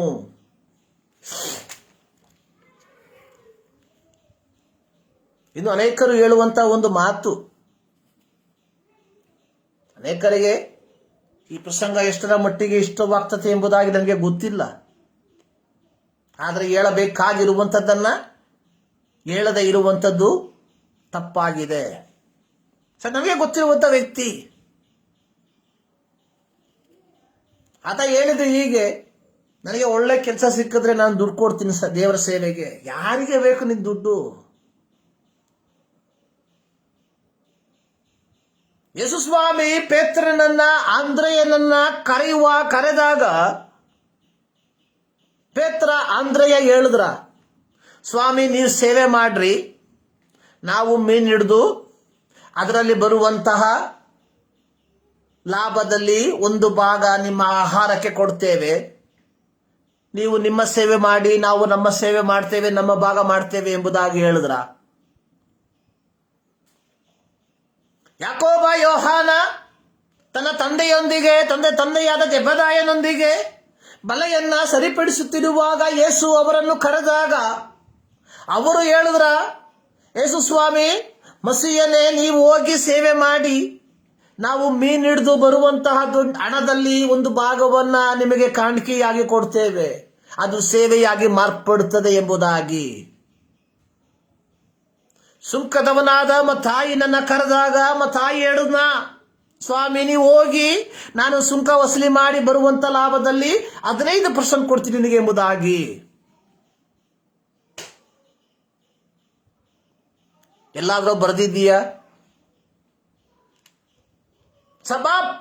ಸಭೆಯನ್ನ ಪೀಡಿಸುತ್ತಿದ್ದಂತಹ, ಸಭವನ್ನ ಅತ್ಯಂತ ನಿಕೃಷ್ಟವಾಗಿ ಕಾಣುತ್ತಿದ್ದಂತಹ ಸೌಲ ಅಥವಾ ಪೌಲನನ್ನ ದೇವರು ಕರೆದಾಗ ದಮಸ್ಕದ ಪಟ್ಟಣದಲ್ಲಿ, ಪೌಲ ಹೇಳಿದ್ನ, ಸ್ವಾಮಿ, ನಾನು ಸಭೆಯನ್ನ ಹಿಂಸಿಸುವುದನ್ನು ಬಿಟ್ಟು ಬಿಡ್ತೇನೆ, ಸಭೆಯನ್ನು ನಾನು ಹಿಂಸಿಸೋದಿಲ್ಲ, ಸೊ ನನಗೆ ದೊಡ್ಡ ವ್ಯವಹಾರ ಇದೆ, ವ್ಯಾಪಾರ ಇದೆ, ನಾನು ಅದನ್ನ ನೋಡಿಕೊಂಡು ಮುಂದಕ್ಕೆ ಹೋಗ್ತೇನೆ, ಹಾಗೂ ನಿನಗೆ ಪ್ರತಿ ತಿಂಗಳು ಖರ್ಚಿಗೆ ಬೇಕಾಗಿರುವಂಥದ್ದನ್ನು ಕೊಡ್ತೇನೆ ಎಂಬುದಾಗಿ ಹೇಳಿದ್ನ. ಪೌಲ ಹೇಳಿದ್ದು, ನನಗೆ ಲಾಭವಾಗಿರುವಂಥದ್ದನ್ನ ಕ್ರಿಸ್ತನ ನಿಮಿತ್ತ ಕಸವೆಂದು ಎಣಿಸ್ತೇನೆ. ಅಂದ್ರೆ ಇಲ್ಲಿ ಯೆಶಾಯನು, ಅಪವಿತ್ರನಾದ ಯೆಶಾಯನು ದೇವರಿಂದ ಪವಿತ್ರನಾಗಿ ಮಾರ್ಪಟ್ಟಾಗ ಯಾವನನ್ನು ಕಳುಹಿಸಲಿ, ಯಾವನು ನನಗೋಸ್ಕರವಾಗಿ ಹೋಗುತ್ತಾನೆ ಎಂಬ ಶಬ್ದವನ್ನು ಕೇಳಿದಾಗ, ಈಗೋ ನಾನಿದ್ದೇನೆ, ನನ್ನನ್ನು ಕಳುಹಿಸು. ಯಾಕೆಂದ್ರೆ ಅಪವಿತ್ರನಾದ ಯೆಶಾಯನು ಪವಿತ್ರನಾಗಿ ಮಾರ್ಪಟ್ಟಾಗ ತನ್ನಲ್ಲಿ ಉಂಟಾದಂತಹ ಬದಲಾವಣೆಯನ್ನ ಅನುಭವಿಸಿದಂತಹ ಯೆಶಾಯನು ತನ್ನ ಜನರು ಅಪವಿತ್ರತೆಯಲ್ಲಿ ಜೀವಿಸುವುದನ್ನು ಕಂಡಾಗ ಅದನ್ನು ಸಹಿಸಲಾಗದೆ, lord send me, I will go ಎಂಬ ಮಾತನ್ನ ಹೇಳ್ದ. ಕಾರಣ, ಅವನ ಜೀವಿತವು ಪರಿಪೂರ್ಣವಾಗಿ ಪವಿತ್ರತೆಗೆ ಮಾರ್ಪಟ್ಟಿತು. ಒಬ್ಬ ವ್ಯಕ್ತಿ ಕರ್ತನ ಸೇವೆಗೆ ಯಥಾರ್ಥವಾಗಿ ಹೋಗಬೇಕಾದರೆ ಅವನ ಜೀವಿತ ಪರಿಪೂರ್ಣವಾಗಿ ಪವಿತ್ರತೆಗೆ ನಡೆಸಿರುವಂತದ್ದಾಗಿರಬೇಕು. ಇಲ್ಲದೆ ಹೋದರೆ ಏನು ಸಿಗ್ತತೆ? ಯಾವ ಗಾಡಿ ಸಿಕ್ಕುತ್ತೆ? ESI ಇದೆಯಾ? PF ಇದೆಯಾ? ಪ್ರತಿ ತಿಂಗಳು ಸಪೋರ್ಟ್ ಬರುತ್ತಾ? ಮೆಡಿಕಲ್ ಸಿಕ್ಕುತ್ತಾ? ಎಜುಕೇಶನಲ್ ಹೆಲ್ಪ್ ಸಿಕ್ಕುತ್ತಾ? ಇತ್ಯಾದಿ ಇತ್ಯಾದಿ ಪ್ರಶ್ನೆಗಳು ಬರುವಂತದ್ದಾಗಿರ್ತದೆ. ಕಾರಣ, ಅವರಿಗೆ ಇದು ಕೇವಲ ಒಂದು ಜೀವಿತ ಮಾರ್ಗ ಮಾತ್ರ. ಯಾರು ಪವಿತ್ರತೆಯಿಂದ ಕೂಡದೆ ಕೇವಲ ಜೀವಿತ ಮಾರ್ಗಕ್ಕೋಸ್ಕರವಾಗಿ ಬರುತ್ತಾರೋ ಅಂಥವರಾಗಿರ್ತಾರೆ. ಪವಿತ್ರವಾದಂತಹ ಜೀವಿತವನ್ನ ಹೊಂದಿಕೊಂಡಂತವರು ಎಂದಿಗೂ ಇದರ ಕುರಿತಾಗಿ ಯೋಚಿಸೋದಿಲ್ಲ. What's come next?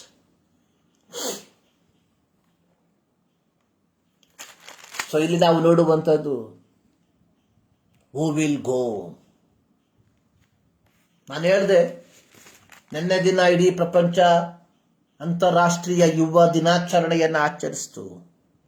2030 ಒಳಗೆ ಅಥವಾ 30 ನಂತರ ಇಡೀ ಪ್ರಪಂಚದ ಒಟ್ಟು ಜನಸಂಖ್ಯೆಯ 57% ಯುವಕರಿಂದ ತುಂಬಲ್ಪಡ್ತಾರೆ. ದೇಶ ಮುನ್ನುಗ್ಗುವಂಥದ್ದು ಯುವಕರ ಕೈಯಲ್ಲಿ ಮಾತ್ರ. ಹೀಗಿರುವಾಗ ಕ್ರೈಸ್ತ ಸಭೆಗಳ ಇರುವಿಕೆಯು ಸಹ ಈ ಯುವಕರ ಕೈಯಲ್ಲಿದೆ. ಸೊ ಹೀಗಿರುವಾಗ ಪ್ರತಿ ಕುಟುಂಬದ, ಪ್ರತಿ ಸಭಾ ಪಾಲಕರ, ಪ್ರತಿ ಕ್ರೈಸ್ತರ ಕರ್ತವ್ಯ ಅನ್ನುವಂಥದ್ದು ಈ ಯುವಕರನ್ನ ಸರಿದಾರಿಗೆ ನಡೆಸುವಂಥದ್ದು. ನಾವು ಕನ್ನಡದಲ್ಲಿ ಒಂದು ಗಾದೆ ಹೇಳ್ತೇವಲ್ಲ, ಗಿಡವಾಗಿ ಬೊಗ್ಗದು ಮರವಾಗಿ ಬೊಗ್ಗಿತೆ ಭಾರಿ ಕಷ್ಟ. ಯಾಕೆಂದ್ರೆ ಕೊಟ್ಟಂತಹ ಸಮಯದಲ್ಲಿ, ದೇವರು ಮಕ್ಕಳನ್ನು ನಮಗೆ ಕೊಟ್ಟಂತಹ ಸಂದರ್ಭದಲ್ಲಿ ಅವರನ್ನು ದೈವಿಕವಾದ ಮಾರ್ಗದಲ್ಲಿ ನಡೆಸದೆ, ದೈವಿಕವಾದ ಭಯದಲ್ಲಿ ಬೆಳೆಸದೆ, ಅವರದೇ ಆದ ಇಷ್ಟದ ಪ್ರಕಾರವಾಗಿ ಅವರನ್ನು ಬೆಳೆಸಿ, ಈಗ ಕೆಲವರು ಫೋನ್ ಮಾಡಿ ಹೇಳ್ತಾರೆ, ಬ್ರದರ್ ನಮ್ಮ ಮಗನಿಗೋಸ್ಕರ ಪ್ರಾರ್ಥನೆ ಮಾಡಿ, ಅವರು ಆಲಯಕ್ಕೆ ಬರೋದಿಲ್ಲ, ಅವರು ಪ್ರಾರ್ಥನೆಗೆ ಕೂರೋದಿಲ್ಲ. ಸೊ ಇಂಥವರಿಗೆ ನಾನು ಕೇಳುವಂತಹ ಪ್ರಶ್ನೆ, ನಿಮ್ಮ ಮಗನು ಚಿಕ್ಕ ಪ್ರಾಯದವನಿರುವಾಗ ಅವನಿಗೆ ನೀವು ಸಂಡೇ ಸ್ಕೂಲಿಗೆ ಕಳಿಸ್ಕೊಟ್ರ? ಅವನಿಗೆ ಪ್ರಾರ್ಥನೆ ಕಲಿಸ್ಕೊಟ್ರ? ಮನೆಯಲ್ಲಿ ನಡೆಯುವಂಥ ಕುಟುಂಬ ಪ್ರಾರ್ಥನೆಯಲ್ಲಿ ಅವನ್ನ ಕೂರಿಸಿದ್ರ? ಸಭೆಯಲ್ಲಿ ನಡೆಯುವಂಥ ಆರಾಧನೆಗೆ ನೀವು ಕರ್ಕೊಂಡು ಹೋದ್ರ? ಇಲ್ಲ. ಅವರವರ ಇಷ್ಟಕ್ಕೆ ಬಿಟ್ಟು ಈಗ ಬರ್ತಾ ಇಲ್ಲ ಅಂತ ಹೇಳಿ ಏನು ಮಾಡೋಕ್ಕಾಗಲ್ಲ. ಮಾಡಿದ್ದು ಮಾರಾಯ ಅಷ್ಟೇ, ಮುಗೀತು. ಅದಕ್ಕೆ ತಾನೆ ಒಂದು ಒಳ್ಳೆ ಹಾಡು ಬರ್ತಾರೆ, ಮಾಡಿದುಣ್ಣೋ ಮಾರಾಯ ಅಂತ ಹೇಳಿದರೆ, ಯಾಕೆ ಭಯ್ಯ ಬಿತ್ತಿದ್ದನ್ನೇ ಕೊಯ್ಯಬೇಕು ಏನೋ ಹೇಳೋ ಮಾರಾಯ. ಒಳ್ಳೆ ಹಾಡು, ಅತ್ಯುತ್ತಮವಾದ ಹಾಡು. ಇದು ಒಂದು ಆಶೀರ್ವದಿಸಲ್ಪಟ್ಟಂತ ಹಾಡಲ್ಲ, ನಾವು ಬಿತ್ತಿದ್ದನ್ನ ಕೊಯ್ಯಬೇಕು ಎಂಬುದಾಗಿ ದೇವರು ಆ ಹಾಡುಗಾರನ ಮೂಲಕವಾಗಿ ಆಡಿಸಿರುವಂತ ಹಾಡುದು. ಗೊತ್ತಾಯ್ತಲ್ಲ? ಸೊ ಆದ್ದರಿಂದಲೇ ಸೊಲೊಮೋನನು ಹೇಳಿದ್ದು, ನಡೆಯಬೇಕಾದ ಮಾರ್ಗಕ್ಕೆ ತಕ್ಕಂತೆ ಹುಡುಗನನ್ನ ಶಿಕ್ಷಿಸಿರಿ. ಗಿಡವಾಗಿ ಬೊಗ್ಗದು ಮರವಾಗಿ ಬೊಗ್ಗಿತೆ, ಮುರಿದೋಗ್ಬಿಡ್ತದೆ.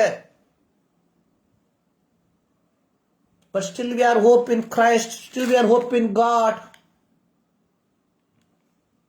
ಅವರ ಜೀವಿತ ಒಂದು ಪವಿತ್ರತೆಗೆ ನಡೆಸೋದಾದ್ರೆ, ಆ ದೈವಿಕವಾದ ಪವಿತ್ರತೆಗೆ ಅವರು ಬರೋದಾದ್ರೆ, there is a possibility. So what is our responsibility? ನಮ್ಮ ಜವಾಬ್ದಾರಿ ಏನು? ಚಿಕ್ಕ ಮಕ್ಕಳಿರುವಂಥ ತಂದೆ ತಾಯಿಗಳೇ, ನಿಮ್ಮ ಮಕ್ಕಳನ್ನ ಸರಿಯಾದ ದಾರಿಯಲ್ಲಿ ಮುನ್ನಡೆಸರಿ.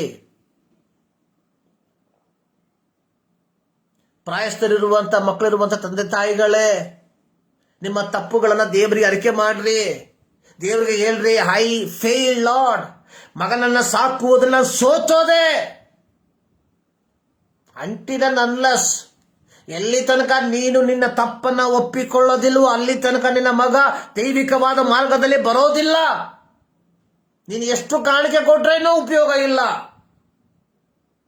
ಯಾರಿಗೆ ಕಾಣಿಕೆ ಕಳಿಸ್ಕೊಟ್ರೂ ಉಪಯೋಗ ಇಲ್ಲ. ಅನೇಕರು ನನಗೆ ಕೇಳ್ತಾರೆ, ಬ್ರದರ್ ನಿಮ್ಮ ಫೋನ್ ಪೇ ನಂಬರ್ ಕೊಡಿ. ಬೇಡ, ಐ ಡೋಂಟ್ ವಾಂಟ್. ನೀವು ನನಗೆ ಕಾಣಿಕೆ ಕೊಡೋದ್ರಿಂದ ನಿಮ್ಮ ಜೀವಿತದಲ್ಲಿ ಯಾವ ಉನ್ನತಿ ಉಂಟಾಗೋದಿಲ್ಲ. Until and unless you turn to God. ನೀವು ದೇವರ ಕಡೆಗೆ ತಿರುಗಿಕೊಳ್ಳದ ಹೊರತು ಕಾಣಿಕೆಯನ್ನು ಕೊಡುವುದರಿಂದ ಯಾವ ಪ್ರಯೋಜನವೂ ಇಲ್ಲ. Remember this. ಯಾರು ಹೋಗ್ತಾರೆ? ಯಾರನ್ನ ಕಳುಹಿಸಲಿ? ಪವಿತ್ರಿಸಲ್ಪಟ್ಟಂತಹ, ದೇವರಿಂದ ದೋಷವನ್ನ ಪರಿಹಾರ ಪಡ್ಕೊಂಡಂತಹ ಯೆಶಾಯನು ಹೇಳುವಂಥದ್ದು, ಹಿಯರ್ ಆಮ್ ಐ, ಇಗೋ ನಾನಿದ್ದೇನೆ, ನನ್ನನ್ನ ಕಳುಹಿಸು. ಪಾಶ್ಚಾತ್ಯ ದೇಶದಲ್ಲಿ ಸಂಭವಿಸಿದಂತಹ ಕಾರ್ಯಗಳು ನನ್ನ ದೇಶದಲ್ಲಿ ಸಂಭವಿಸಬಾರದು. 2030 ಒಳಗೆ ನನ್ನ ದೇಶದ ಸಭೆಗಳು ಆತ್ಮಗಳಿಂದ ತುಂಬಲ್ಪಡಬೇಕು, ಯುವಕರಿಂದ ತುಂಬಲ್ಪಡಬೇಕು. ಲಾರ್ಡ್ ಹಿಯರ್ ಆಮ್ ಐ, ಇಗೋ ನಾನಿದ್ದೇನೆ, ನನ್ನನ್ನ ಕಳುಹಿಸು. ಎಷ್ಟು ಜನ ಹೇಳೋದಕ್ಕೆ ಸಿದ್ಧರಾಗಿದ್ದೀರಾ? ಎಷ್ಟು ಜನ ತಂದೆ ತಾಯಿಗಳು ನೀವು ಸಿದ್ಧರಿದ್ದೀರಾ to confess your mistake before God? Not sin, confess your mistake. ಮಕ್ಕಳನ್ನ ಸಾಕಬೇಕಾದ ರೀತಿಯಲ್ಲಿ ಸಾಕದೆ ಹೋದದ್ದರ ಮಿಸ್ಟೇಕ್ ಅನ್ನ ಕನ್ಫಸ್ ಮಾಡೋದಕ್ಕೆ if you are ready, God can do miracle. ನಾವು ನಮ್ಮ ಮಕ್ಕಳಿಗೆ ಕಲಿಸಿಕೊಟ್ಟದ್ದೇನು? ಹಣವನ್ನ ಸಂಪಾದಿಸುವಂತಹ ಮಾರ್ಗ ಮಾತ್ರ. ಹೌದಲ್ವೋ? ಹೇಳಿ, ಯೋಚನೆ ಮಾಡಿ. ನಾವು ನಮ್ಮ ಮಕ್ಕಳನ್ನು ಸಾಕುವಂಥದ್ದೇ ಯಾವುದಕ್ಕೋಸ್ಕರವಾಗಿ? Which is the best professional? ನಾವೇ ನೋಡೋದು ಯಾವುದು ಒಳ್ಳೆ, ಯಾವುದು ದೇವರ ಸೇವೆ ಅತ್ಯಂತ ಕನಿಷ್ಠವಾದಂಥದ್ದು. ಅತ್ಯಂತ ಕನಿಷ್ಠವಾದಂತಹ ಕೆಲಸ ಲೋಕದಲ್ಲಿ ಏನಾದ್ರೆ ಕ್ರೈಸ್ತರಿಗೆ ದೇವರ ಸೇವೆ. ಕುರುಡಾಗಿರುವಂಥದ್ದು, ಊನವಾಗಿರುವಂಥದ್ದು, ನೋಡುವುದಕ್ಕೆ ಅಂದವಿಲ್ಲದೆ ಇರುವಂಥದ್ದು, ಇದೆಲ್ಲ ಯಾರಿಗೆ? ದೇವರಿಗೆ. ಬುದ್ಧಿವಂತದ್ದು, ಐಶ್ವರ್ಯವಾಗಿರುವಂಥದ್ದು ಎಲ್ಲ ನಮಗೋಸ್ಕರ. ಪ್ರಿಯರೇ, ಯೋಚಿಸಿ. ಯೆಶಾಯನು ಹೇಳ್ತಾ ಇದ್ದಾನೆ, ಹಿಯರ್ ಆಮ್ ಐ, ಇಗೋ ನಾನಿದ್ದೇನೆ, ನನ್ನನ್ನ ಕಳುಹಿಸು. Send me, send me. ಇಲ್ಲಿ ದೇವರು ಒಂದು ಕಾರ್ಯವನ್ನ ಹೇಳುವಂಥದ್ದಾಗಿ ನೋಡುತ್ತೇವೆ. ಇಸ್ರಾಯೇಲರಲ್ಲಿ ಅಥವಾ ಇಸ್ರಾಯೇಲ್ ಜನರಲ್ಲಿ ಒಂದು ಭಾಗ ನಾಶವಾಗ್ತದೆ. ಯಾರು? ದೈವಿಕವಾದ ನಿಯೋಗಕ್ಕೆ ವಿರೋಧವಾಗಿ ಜೀವಿಸಿದಂಥವರು. ಮೊದಲು ಪವಿತ್ರತೆ, ಮೊದಲು ಸುವಾರ್ತೆ ಬೇಕಾಗಿರುವಂಥದ್ದು ನಮ್ಮ ಸಭೆಗಳಿಗೆ, ನಮ್ಮ ವಿಶ್ವಾಸಿಗಳಿಗೆ, ನಮ್ಮ ಸಭಾ ಪಾಲಕರುಗಳಿಗೆ, ಅರ್ಥಾತ್ ನಮಗೆ. ನಾವು ಪ್ರಸಂಗ ಮಾಡ್ತೇವೆ ಬೇರೆಯವರಿಗೆ, ಆದರೆ ನಮಗೆ ನಾವೇ ಪ್ರಸಂಗ ಮಾಡಿಕೊಳ್ಳೋದಿಲ್ಲ. ಬೇರೆಯವರನ್ನ ಸರಿದಾರಿಗೆ ತರೋದಕ್ಕೆ ನಾವು ಹೇಳ್ತೇವೆ, ಬಟ್ ನಾವು ನಮ್ಮನ್ನ ಸರಿದಾರಿಗೆ ತರೋದಿಲ್ಲ. ಪ್ರಿಯರೇ, ಮೊದಲು ನಾನು ಸರಿಯಾದರೆ ನನ್ನ ಹಿಂದೆ ಬರುವಂತವರು ಸರಿಯಾಗ್ತಾರೆ. ಮೊದಲು ನಾನು. ಯೆಶಾಯ ಹೇಳ್ತಾ ಇದ್ದಾನೆ, ಅಯ್ಯೋ ನಾನು ಹೊಲಸು ತುಟಿಯವನು.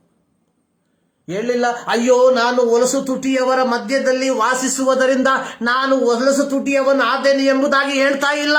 ಅಯ್ಯೋ ನಾನು ಹೊಲಸು ತುಟಿಯವನು. He confesses sin. ಅವನು ತನ್ನ ತಪ್ಪುಗಳನ್ನು ಅರಿಕೆ ಮಾಡ್ದ.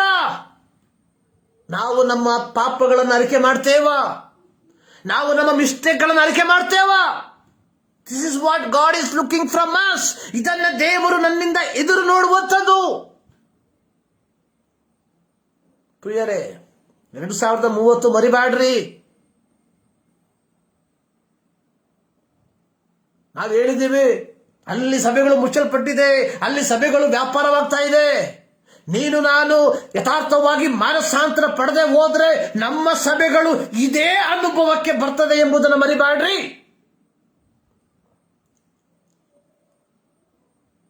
ಯಾರು ಹೋಗ್ತಾರೆ? ಯಾರನ್ನ ಕಳುಹಿಸಲಿ?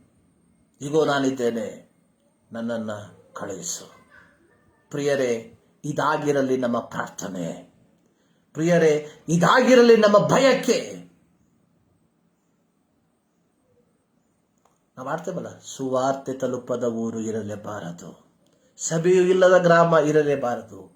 ಇದುವೇ ಇದುವೇ ಇದುವೇ ನನ್ನ ಗುರಿ, ಇದುವೇ ಇದುವೇ ಇದುವೇ ನನ್ನ ಬಯಕೆ.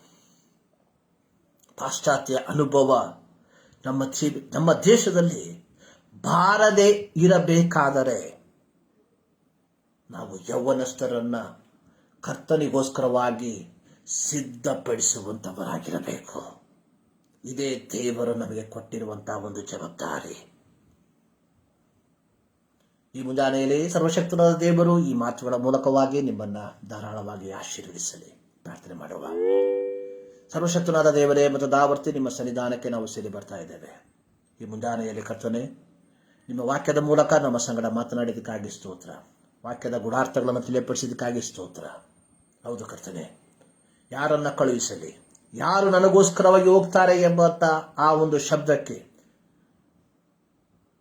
ಹೊಲಸು ತುಟಿಯವರ ಮಧ್ಯದಲ್ಲಿ ವಾಸಿಸುತ್ತಿದ್ದಂತಹ ಯೆಶಾಯನು, ಹೌದು ಕರ್ತನೆ, ಆ ಒಂದು ದೋಷ ಪರಿಹಾರವನ್ನ ಹೊಂದಿದ ನಂತರವಾಗಿ ಇಗೋ ನಾನಿದ್ದೇನೆ, ನನ್ನನ್ನು ಕಳುಹಿಸು ಎಂಬ ಆ ಒಂದು ತೀರ್ಮಾನಕ್ಕೆ ಬಂದ ರೀತಿಯಲ್ಲಿ ಈ ದಿನಮಾನಗಳಲ್ಲಿ ನಾವುಗಳು ಸ್ವಾಮಿ, ನಮ್ಮ ದೋಷ ಪರಿಹಾರವನ್ನು ಪಡೆದುಕೊಂಡಿರುವಂಥ ನಾವುಗಳು ಹಿಯರ್ ಐ ಆಮ್, ಇಗೋ ನಾನಿದ್ದೇನೆ, ನನ್ನನ್ನು ಕಳುಹಿಸು ಎಂಬ ತೀರ್ಮಾನಕ್ಕೆ ನಾವು ಕಾಲಿಡುವಂತೆ ಕೃಪೆ ಮಾಡು.